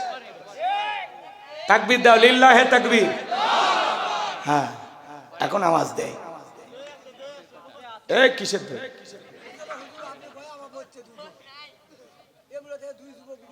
উঠিছিল আবার আসছে ব্যাটা আছে, ঠিক আছে, তাহলে ওদেরকে একটু শোনান লাগবে তো। রাগ করতেছেন আপনারা? আমার ভাইয়েরা গভীর মনোযোগ দিয়ে শুনবেন। নবীজির চরিত্রের সার্টিফিকেট দিয়েছেন কে? ওয়া ইন্নাকা লাআলা খুলুকিন আযীম। নবী গো, আপনি বলেন পুত পবিত্র মহান চরিত্রের অধিকারী।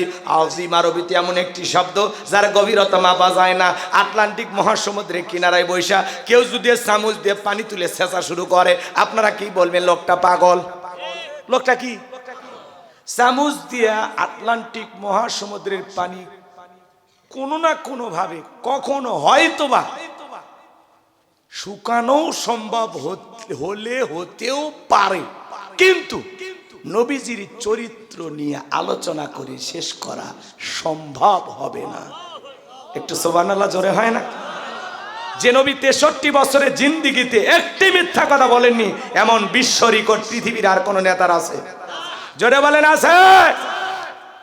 সেই নবীকে যারা গালি দেয়, শোনেন, মক্কা নগরীতে গালি দিয়েছিল ওলীদ বিন মুগীরা, অকাত্য ভাষায় নবীকে গালি দেয়। আল্লাহ তাআলা আয়াত নাজিল করে বলেন উতুল্লিম বাদা যালিকা জানিম। নবী গো, এই ওলীদ বিন মুগীরা হলো পিতৃ পরিচয়হীন জারর সন্তান, এর জন্মের ঠিক নাই, এ হলো একটা বাস্টার্ড। ওলীদ বিন মুগীরা আরবের মানুষ, আরবি বোঝে, বলে নবী এত বড় কথা, আমার জন্মের ঠিক নাই, আপনি থাকেন, আমি আমার মায়ের কাছে যাই। ছেলেটা বৈধ না অবৈধ জানে কে? ফ্যাক্টরি মালিক। কথা কয় না, কথা কয়। এইবার ওলীদ বিন মুগীরা চলে গেছে তার মায়ের কাছে। তার মায়ের নাম ছিল ঝর্ণা। বলে মা করবি না কোনো তাল বাহানা, নবীজি আমাকে বলেছেন উতুল্লিম বাদা যালিকা জানিম, আমি নাকি পিতৃ পরিচয়হীন সন্তান, যা বলবি সত্য বলবি।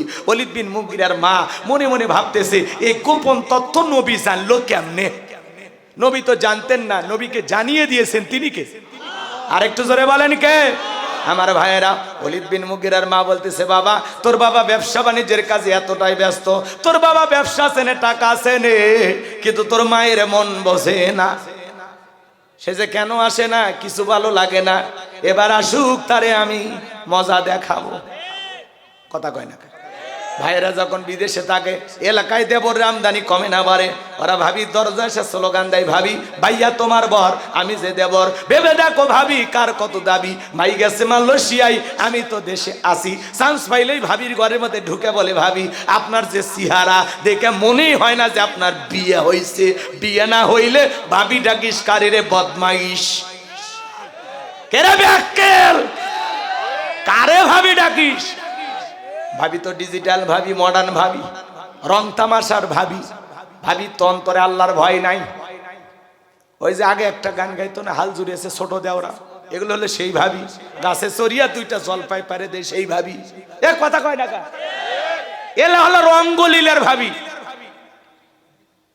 ভাবি যদি আল্লাহকে ভয় করত, ভাবি যদি পর্দা করত, নেককার হইতো, ডেকে বলতো কুল্লিল মুমিনিনা ইয়াগুদ্দুনা মিন আবসারিহিম, হে দেবর আল্লাহ বলেছেন মুমিন পুরুষের দৃষ্টি থাকবে নিচের দিকে, আমাকে দেখার অধিকার তোর ভাইয়ের আছে, তোর জন্য আমাকে দেখা জায়েজ নাই, ঘর থেকে বের হয়ে যা। এ কথা কন। কিন্তু ভাবি যে ডিজিটাল, শোনেন, হ্যাঁ এ কার ভাবি রে? এদিকে আয় তো, ডাকে নিয়ে যা চা খিলে। এ ওই ভাবির নাম্বারটা দেশ তো। কি দুষ্ট বলাবান, কই ভাবি ডাকে চা খিলে। শোনেন মা বোনেরা যারা শুনতেছেন, মা দুইটা পুরুষ হইতে সাবধান, একটা দেবর আর একটা দুলে ভাই। এরা হলো মৃত্যু তুল্য বিষাক্ত সাপের চাইতেও ভয়ঙ্কর। জীবনে কোনোদিন দেবর আর দুলে ভাইয়ের মোটর সাইকেলে উঠবেন না। এই কম কম কম আমারে বলতে দাও, তোমরা আবার বেশি বললে বেখাপ্পা হয়ে যাবে, কষ্ট হয় নাকি? যুবকেরা কিন্তু কম খারাপ না। এরা কি করে? সারা রাত ইউটিউব ইন্টারনেট ঘাটাঘাটি করে, ইমো মেসেঞ্জারে সেটিং করে, বান্ধবীর সাথে কথা বলে, হ্যালো জান খাইছো ঘুমাইছো, মেয়ে রাগ করে বলে আজকে ভাত খাবো না, তুমি না খাইলে আমিও খাবো না।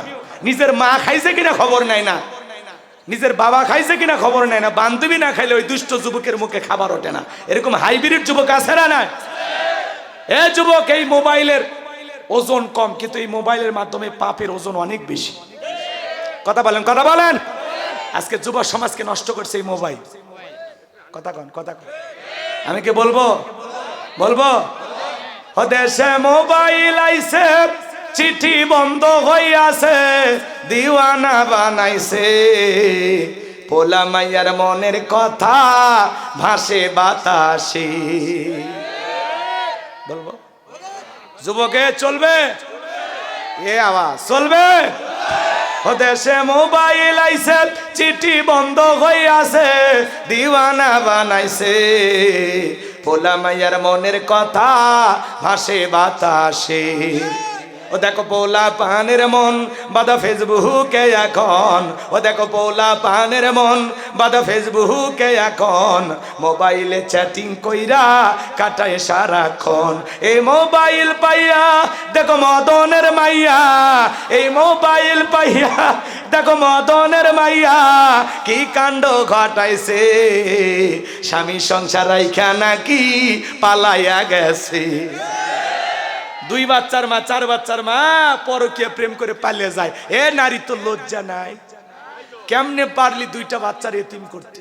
কেমনে পারলি চারটা সন্তানকে ভাসায় দিতে? এই কথা কন না কেন?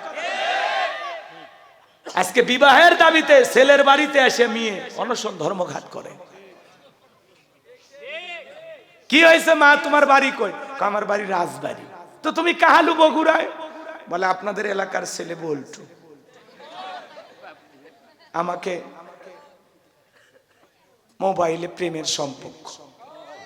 আমরা স্বামী স্ত্রীর মতো হোটেলে ছিলাম। ও এখন আমাকে পাত্তা দেয় না, বিবাহ করতে চাইছিল, ওই জন্য আমি আগের স্বামীকে ডিভোর্স দিছি। আমি এখন যাব কথা, আমাকে বিয়ে করলে করুক, না হলে আমি আত্মহত্যা করব। তোর মতো মহিলার আত্মহত্যা করাই উচিত। তুই এও জাহান্নামে যাবি, ও জাহান্নামে যাবি, 14 গোষ্ঠী নিয়ে মরবি। এই নারী, তুই কেমনে পারলি তোর স্বামীরে ধোকা দিতে? কেমনে পারলি? দুনিয়াটা 2 দিনের মা। হুজুর, আমার স্বামী খুব খারাপ। তোমার স্বামী কি ফেরাউনের চাইতে খারাপ? এ কথা কয় না কে?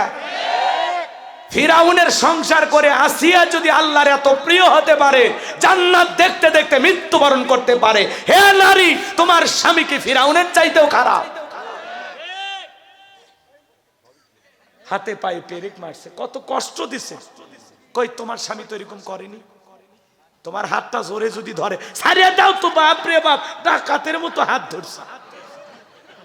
আর প্রেমিক যদি হাত ধরে রক্ত বের করে ফেলে দেয়, তাও বলে তুমি চাইলে আমার তো কলিজাটাও কেটে দেবে। ওরে শালি, এরকম আছে না? নাই। আজকে সমাজে পরকীয়ার অভিশাপে দেশটা ধ্বংস হয়ে যাচ্ছে। কথা কোন ঠিক না? তাহলে কি কি মনে আছে? স্বামী সংসার রাইখা নাকি পালাইয়া গেছে, ও দেশে মোবাইল আইছে, চিঠি বন্ধ হইয়াছে, দিওয়ানা বানাইছে, পোলা মাইয়ার মনের কথা ভাসে বাতাসে, ও দেশে টিকটক আসিয়া সব গেল ভাসিয়া। টিকটক চেনেন না?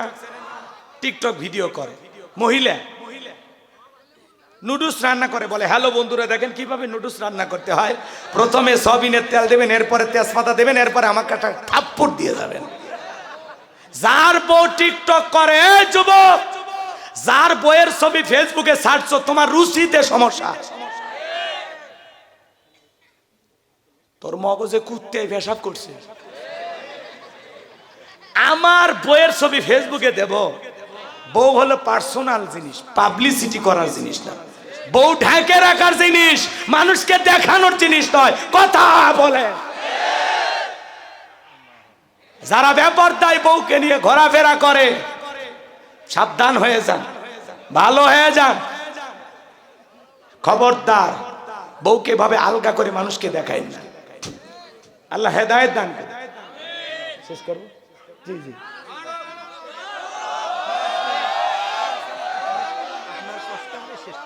একজন মনুষ্য রোগী মানে আছে ভাই, একটা বন্ধু আছে, আর আপনার শেষের আগে 1 মিনিট একটু সময় দিবেন, সভাপতি কথা কবে না? আচ্ছা বসেন বসেন, বসে যান, বসেন। ওই যে আমাদের এক ভাই আসছে, উনি একটু কথা বলবেন। সভাপতি আসছেন, উনি কথা বলবেন। শোনে শোনে, এই যুবকে, তাহলে টিকটক ভিডিও দেখা যাবে, করা যাবে? স্বামী ঘুমাইছে, মহিলা টিকটক করে আর স্বামীর চুল নাড়ে আর বলে স্বামীর খেদমতেই শান্তি, স্বামীর খেদমতেই মুক্তি। টিকটক ভিডিও করার সময় কি সুন্দর স্বামীর খেদমত করে, টিকটক ভিডিও করা শেষ, স্বামীকে লাত্তি মেরে ফেলে দেয়। কথা কোন ঠিক কিনা? ওদের সেই টিকটক আসিয়া সব গেল ভাসিয়া, সিদ্দিক সোরা নায়ক হইছে আইডি খুলিয়া। এই মোবাইলে হাই কি জাদু আছে ভাই, পোলা পান বুঝাছে, পড়ালেখা তুইলা রাখছে সপ্তম আকাশে। কথা কন, কথা কন। এখন আর মন বসে না পড়ার টেবিলে, মন চলে যায় কই? পার্কে, পার্কে। কথা কন ঠিক কিনা? যুবক, মনে করে না জঙ্গল প্রেম করার জন্য, জঙ্গলে কেউ না দেখলে একজন দেখেন, তিনি কে? আল্লাহকে ভয় করো, গুনাহ করার আগে চিন্তা করো, আমি যে দাগায় দাঁড়িয়ে গুনাহ করতেছি, কেউ না দেখলে একজন দেখেন, তিনি কে? আল্লাহর ভয়ে যুব সমাজকে আল্লাহ হেদায়েত দান করুক। জোরে বলেন আমিন। আমার ভাইয়েরা, আমি লম্বা করবো না, শেষ কথাটা বলে দিয়ে যায়। এইবার ঝর্ণা ডেকে বলতেছে, বাবা রে, বাড়ির আশেপাশে তোর চাচা ঘুরঘুর করতেছিল, তারা দিয়ে ভালোবাসা বিনিময় করেছিলাম, তার ফলে তোর জন্ম হয়েছে। নবী যে তত্ত্ব দিয়েছে 100% সত্য। এজন্য ভাইয়েরা আমার, এই পৃথিবীর জমিনে নবীকে গালি দেবে যারা, অবৈধ যার সন্তান তারা। ফ্রান্সের মানুষেরা কেন গালি দেয়? পৃথিবীর 228টা রাষ্ট্র নিয়ে গবেষণা করা হলো, ফ্রান্সের মানুষেরা কেন গালি দেয়। এইবার গবেষণায় বের হয়ে আসছে, ফ্রান্সের মহিলারা বিয়ের আগেই বাচ্চা জন্ম দেয়। বিয়ের আগে যদি কারো বাচ্চা হয়, ওটা বৈধ না অবৈধ? ওটা হালাল জাদা না কি জাদা? এজন্য মনে রাখবেন, যারা আমার নবীকে গালি দিবে তার জন্মের ঠিক নাই, ওটা অবৈধ সন্তান, অবৈধ মায়ের অবৈধ সন্তান। ভারতের যেই কুলাঙ্গার নবীকে গালি দিয়েছে ওটাও জারোর সন্তান। এই দেশেও যদি কেউ গালি দেয় ওইটাও জারোর সন্তান। তুমি আমার বাপকে গালি দাও মাইনে নেব, মারে গালি দাও মাইনে নেব, আমার দলকে গালি দাও মাইনে নেব, আমারে গালি দাও মাইনে নেব, কিন্তু নবীজি হলেন আমাদের কলিজার টুকরা। নবীকে নিয়ে যদি কেউ কুরুচিপূর্ণ মন্তব্য করে, বাজে ভাষায় গালি দেয়, ওই নাস্তিক বেঈমানকে ধইরা ওর বুকের উপরে চইরা জিহ্বা টান দিয়ে ছিঁড়ে কুকুরকে খাওয়াই দেব। নবীজির অপমান মেনে নেওয়া হবে না, হবে না। নবীজির জন্য কারা কারা জীবন দিতে প্রস্তুত হাত তুলে দেখান। লিল্লাহে তাকবীর, লিল্লাহে তাকবীর। বিশ্ব নবীর অপমান সইবে না রে। এই 4 তারিখ আবার 5 গ্রাম আসবে, চেনেন নাকি? আবার দেখা হবে ওই জায়গায়, নতুন বিষয়, এই ওয়াজ না, এগুলো বাদ। আবার নতুন চ্যাপ্টার শুরু হবে 4 জানুয়ারি। নতুন বছর, নতুন কি ঘটে আসেন, আপডেট কিছু পাবেন ইনশাল্লাহ। কষ্ট হয়, কষ্ট হয়। আমার ভাইয়েরা আমার জন্য দোয়া করবেন, আমি আপনাদের জন্য দোয়া করি। নবীজির অপমানে যদি না কাঁদে তোমার মন, মুসলিম নয়, তুমি মুনাফিক, নবীজির দুশমন।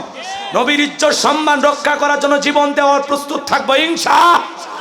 অনেক কথা বলার ছিল, আমি মনে করছি একটা পর্যন্ত চালাবো, কিন্তু অনেকে ওঠা বসা করতেছেন, ধৈর্য হারাইতেছেন। এই যে একটা অন্ধ হাফেজ সাহেব আসছে, আবুল কালাম আজাদ, আপনারা চেনেন তো? উনি একটু অন্ধ মানুষ, উনি চাই কিছু আপনাদের কাছে, যদি সম্ভব হয় ওনাকে একটু দেবেন, সহযোগিতা করবেন। আর সভাপতি 1 মিনিট কথা বলে দেন, মাইক দেন। আলহামদুলিল্লাহ, ওঠেন না, 5 মিনিটের মধ্যে শেষ হয়ে যাবে। আলহামদুলিল্লাহ, এতক্ষণ পর্যন্ত আমরা যে মেহমানের মুখে কোরআন হাদিস থেকে আলোচনা শুনলাম, আল্লাহ যেন সেই অনুযায়ী আমল করার তৌফিক দেন। সম্মানিত মুসল্লি কিরাম, জান্নাতি মানুষগণ, একটা এলান শুনি। কল্যাণপুর ডক্টর গহরুল ইত্যাদি মাদ্রাসার দাদা সদস্য হিসেবে এককালীন 50,000 টাকা অদ্যই মাদ্রাসা তহবিলে জমা দিয়েছেন আমাদের গ্রামের কৃতি সন্তান এসআই আব্দুল মান্নান। এসআই আব্দুল মান্নান ঘোষণা দিতে নিষেধ করেছিল, তারপরে আমি দিলাম এই জন্য যে এককালীন 50,000 টাকা দিলে মাদ্রাসার দাতা সদস্য আজীবন হওয়া যায়। আপনারা যারা হতে চান অবশ্যই তারা মাদ্রাসা তহবিলে 50,000 টাকা জমা দিয়ে তারা আজীবন দাতা সদস্য হতে পারবেন ইনশাআল্লাহ। সম্মানিত মুসল্লি কিরাম, কথা নাই, সভাপতি সাহেব 1 মিনিটে কথা বলে মোনাজাত হবে ইনশাআল্লাহ।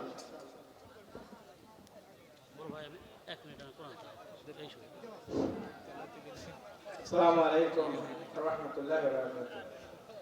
এতক্ষণ থেকে আপনারা ওনার মুখে হুজুর হতে যা শুনলেন, ওনাকে আন্তরিকভাবে মাদ্রাসার পক্ষ থেকে ওনাকে জানাচ্ছি এবং আপনাদেরকে আন্তরিক অভিনন্দন এই মাদ্রাসার পক্ষ থেকে মুহাম্মদ ওয়া আলা আলি মুহাম্মদ কামা বারাকতা আলা ইব্রাহিম ওয়া আলা আলি ইব্রাহিম ইন্নাকা হামিদুম। মুসাম্মা সাবিনা ও শাবানী অনেক কঠিন অসুস্থ, উনি দোয়া চেয়েছেন, 500 টাকা দানও করেছেন। আল্লাহ কবুল করেন, জোরে বলেন আমিন। ভাই দোয়া করেন, জামাই মানুষ, একটু দোয়া করেন, করেন গো। আল্লাহুম্মা আমিন। রব্বানা যালামনা আনফুসানা ওয়া ইল্লাম তাগফির লানা ওয়া তারহামনা লানাকুনান্না মিনাল খাসিরিন। কল্যাণপুর ডক্টর কহরুল্লাহ ইবতদায়ী মাদ্রাসা ময়দান থেকে আজকের মাহফিলের সভাপতি আলহাজ মোহাম্মদ আব্দুল সাদ্দার আকন্দকে সঙ্গে নিয়ে, প্রধান অতিথি, বিশেষ অতিথি, সম্মানিত ওলামা ইকরামদেরকে সঙ্গে নিয়ে হাফিজ মাওলানা মোহাম্মদ নুরুল ইসলাম কথা বলেছেন। পাশে বসে আছেন মাওলানা ইমদাদুল হক সাহেব। আল্লাহ তাআলা অনেক আলেম ওলামা, ইমাম, মুয়াজ্জিম, তরুণ যুবকেরা, হাজী সাহেবের আলেম ওলামারা, পর্দানিশী মা বোনেরা হাত তুলে ধরেছে। যার হাত দোকানা পছন্দ হয় সে হাতের বদলতে আজকের দোয়াকে কবুল আর মঞ্জুর করে নাও রব্বুল আলামিন। গভীর নিশীতে রাত্রি প্রায় 1টা বেজে গেছে, আমি গুনাহগার তোমার দরবারে হাত তুলে ধরেছি। তাকায় দেখো আল্লাহ, এমন মানুষ হাত তুলে ধরেছে যার জনম দুঃখিনী মা নাই, যারা দূরের বাবা নাই, এমন মানুষ হাত তুলে ধরেছে, নিজের হাতে মারে কবরে শায়িত করছে, বাবারে কবরে শায়িত করছে। ওই মা হারা বাবা হারা এতিম সন্তান যারা হাত তুলে ধরেছে, ওই জনম দুঃখিনী মার বাবার কবরের সবটুকু পৌঁছায় দাও। মা বাবার কবর জান্নাতের বাগান বানায় দাও। রব্বির হামহুমা কামা রব্বায়ানি সগীরা ওয়া রব্বির হামহুমা কামা রব্বায়ানি সগীরা। আমাদের আত্মীয় স্বজন পাড়া প্রতিবেশী যারা কবরে চলে গেছে, আল্লাহ তাদেরকে মাফ করে দাও, কবরগুলো জান্নাতের বাগান বানায় দাও।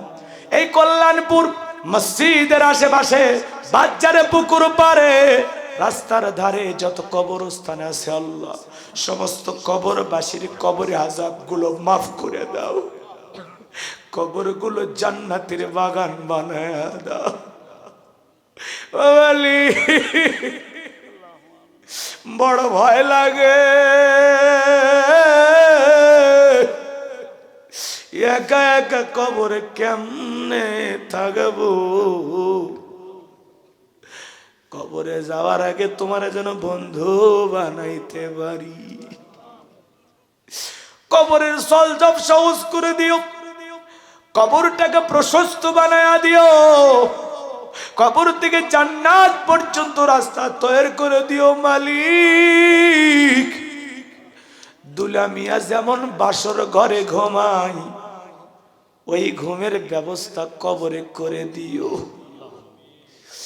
তুমি যদি মাফ না করো আমরা কার কাছে যাব? আল্লাহ, আমাদের জানা অজানা ছোট বড় গোপন প্রকাশের গুনাহগুলো মাফ করে দাও। এমন জায়গায় বসে গুনাহ করেছি কেউ জানে না, তুমি জানো, তুমি সাত্তার। আমাদের দোষগুলো গোপন রাখছো আল্লাহ, দুনিয়াতে যেমন গোপন রাখছো কিয়ামতের ময়দানে ওই একই রকম গোপন রাইকে আমাদেরকে মাফ করে দিও আল্লাহ। ওই কঠিন জাহান্নামের আগুন থেকে আমাদের মুক্তি দাও। এক সেকেন্ড জাহান্নামের আযাব সহ্য করার মতো শক্তি আমাদের নাই।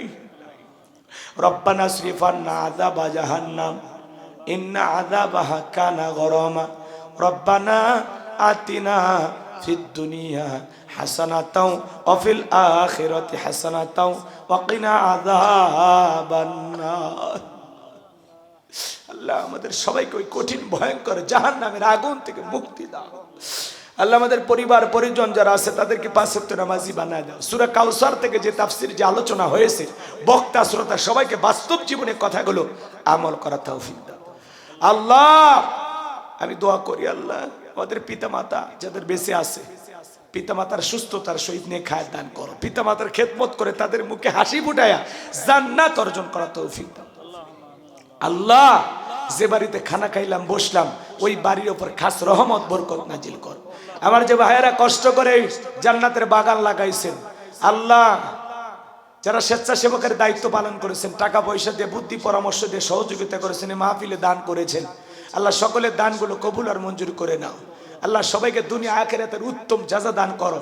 স্বেচ্ছাসেবকের দায়িত্ব যারা পালন করেছে আল্লাহ, তাদের ঈমান খালিদ বিন ওলীদের মতো বানায় দাও, আমির হামজার মতো বানায় দাও। এই মাদ্রাসার ওস্তাদ ছাত্র ছাত্রীদেরকে আল্লাহ কবুল করে নেন আল্লাহ। এই মাদ্রাসাকে কাল কিয়ামত পর্যন্ত কবুল করেন, দাখিল মাদ্রাসা পর্যন্ত আল্লাহ কবুল করেন আল্লাহ তাআলা। এলাকাবাসীর উপর খাস রহমত বরকত নাজিল করো আল্লাহ। ফিলিস্তিনে মুসলমানদেরকে বিজয় দাও, তাম পৃথিবীর মুসলিম উম্মাহকে হেফাজত করো। বাংলাদেশের মসজিদ মাদ্রাসা কবুল করো আল্লাহ। দেশি বিদেশি সকল ষড়যন্ত্রের হাত থেকে আমাদের প্রিয় মাতৃভূমি বাংলাদেশকে হেফাজত করো আল্লাহ। এই জমিনে কোরআনের রাজ কায়েম হয়েছে, তোমার বিধান প্রতিষ্ঠিত হয়েছে, সর্বস্বকে একবার দেখার সুযোগ করে দাও আল্লাহ। এই জমিনকে কোরআন আর ইসলামের জন্য কবুল করো আল্লাহ। আমাদের ছেলে মেয়ে স্ত্রী সন্তান যারা আছেন সবাইকে দ্বীনের জন্য কবুল করো আল্লাহ। সবাইকে পাঁচ ওয়াক্ত নামাজি বানায় দাও, বাবাদেরকে পর্দা করার তৌফিক দাও, নামাজি বানায় দাও। তাদের দাম্পত্য জীবন হযরত আলী আর ফাতেমার মতো কবুল করো। আমার সাদিক ভাই, হারুন ভাই, আব্দুর রহিম ভাইকে কবুল করো। মিডিয়ার ভাইদেরকে কোরআন সুন্নাহর কথাগুলো সঠিকভাবে প্রচার করার তৌফিক দাও আল্লাহ। যারা আলেমদের উল্টো পাল্টা থাম্বেল তৈরি করে আল্লাহ, তাদেরকে আপনি হেদায়েত দান করেন, সঠিক বুঝ দান করেন আল্লাহ দিন প্রচারের সাথে আমার ভাইদেরকে কাজ করার তৌফিক দিয়ে দেন আল্লাহ, তাদেরকে আপনি সঠিক বুঝ দিয়ে দেন আল্লাহ, ভালো কথাগুলো ভালো নিয়তে প্রচার করার তৌফিক দিয়ে দেন। অনেক দূর থেকে তারা আসে আল্লাহ, তাদের দুনিয়া আখিরাতের উত্তম জাযা দান করো, তাদের রোজগারে বরকত দিয়ে দাও আল্লাহ, দুনিয়া আখিরাতের আশাগুলো পূরণ করে দাও। আমার কলিজার টুকরা আবু বকরকে দ্বীনের জন্য কবুল করো আল্লাহ, হক্কানি আলেম হাফেজ হিসেবে কবুল করে নাও আল্লাহ। অন্ধ হাফেজকে যারা দান করেছে আল্লাহ, সহযোগিতা করেছে, এগুলো আপনি কবুল করেন। এ মাদ্রাসার জন্য যারা সহযোগিতা করছে কবুল করেন। মাওলানা ইমদাদুল হোসেনকে আল্লাহ কবুল করেন আল্লাহ। আমার ইমদাদুল ভাই আল্লাহ তাআলা, তিনি একজন দায়ী, কোরআনের কথা বলেন, তার কণ্ঠকে সারা বিশ্বের জন্য ছড়িয়ে দেন আল্লাহ। এলাকাবাসীর উপর খাস রহমত বরকত নাজিল করেন। যারা দূর দূরান্ত কষ্ট করে কোরআনের কথাগুলো শোনার জন্য ছুটে এসেছেন, সবাইকে নিরাপদে বাড়ি পর্যন্ত পৌঁছার তৌফিক দান করুন, সবাইকে আপনার রহমতের চাদরে আবৃত করুন আল্লাহ। এলাকাবাসীকে আল্লাহ দ্বীনের জন্য কবুল করে নাও। সুবহানা রাব্বিকা রাব্বিল ইজ্জাতি আম্মা ইয়াসিফুন ওয়া সালামুন আলাল মুরসালিন আলহামদুলিল্লাহি রাব্বিল আলামিন। জীবনে একটাবার সোনার মক্কা মদিনায় কবুল করে নিও আল্লাহ তাআলা। যেই মাসে মরণ দিবা মাসটা যেন রমজান মাস হয়, যেই দিনে মরণ দিবা দিনটা যেন জুমার দিন হয়। নামাজের সেজদারত অবস্থায় মৃত্যু দিও, কোরআন পড়তে পড়তে মৃত্যু দিও, ইসলামকে প্রতিষ্ঠিত করার জন্য রাজপথে জীবনটা বিলানোর তৌফিক দিও আল্লাহ তাআলা। যারা বারবার যোগাযোগ করে বগুড়ায় গিয়ে দাওয়াত দিয়ে আমাকে এনেছেন আল্লাহ, তাদের হায়াত বাড়ায় দেন আল্লাহ। মেম্বার সাহেবকে আপনি কবুল করে নেন আল্লাহ। অনেকে দান করেছেন আল্লাহ। সাবেক চেয়ারম্যান আলহাজ মাওলানা শহীদুল্লাহকে কবুল করেন, আলহাজ অধ্যক্ষ মাওলানা তাইব আলী আল্লাহ। সাবেক উপজেলা চেয়ারম্যান, তোমার গোলামকে তুমি কবুল করো। আব্দুর রহিম সাহেব, রুহুল আমিন তালুকদার, শহীদুল ইসলাম মেম্বার, আব্দুল মমিন সহ আল্লাহ, তোমার গোলামদের তুমি কবুল আর মঞ্জুর করে নাও আল্লাহ। সবাইকে দুনিয়া আখিরাতের উত্তম জাযা দান করো। মাওলানা মোহাম্মদ মুকসেদ আলীকে আল্লাহ তুমি কবুল আর মঞ্জুর করে নাও আল্লাহ। যারা কষ্ট করে শেষ পর্যন্ত থেকেছেন, আলোচনা শুনেছেন আল্লাহ, একটি কথা হলেও আমল করার তৌফিক দিয়ে দাও আল্লাহ। কোরআনের হেদায়েতের নূর দিয়া অন্তরগুলো আলোকিত করে দাও। সবাই আমরা মারা যাব, দুনিয়াতে কেউ থাকবো না আল্লাহ। বেশি বেশি করে নেক আমল করার তৌফিক। মৃত্যুর ভয়, কবরের ভয়, জাহান্নামের আগুনের ভয়, তোমার ভয় আমাদের অন্তরের ভিতরে ঢুকায় দাও। গুনাহমুক্ত আমল করার তৌফিক দাও। যুবকদেরকে হেদায়েত দান করো, সকল পাপ থেকে যুব সমাজকে হেফাজত করো আল্লাহ। মৃত্যুর সময় দয়ার নবীর চাঁদ মুখখানা দেখতে দেখতে জবানে জারি করে দিও লা ইলাহা ইল্লাল্লাহু মুহাম্মাদুর রাসূলুল্লাহ সাল্লাল্লাহু আলাইহি ওয়াসাল্লাম। আসসালামু আলাইকুম ওয়া রাহমাতুল্লাহি ওয়া বারাকাতুহু।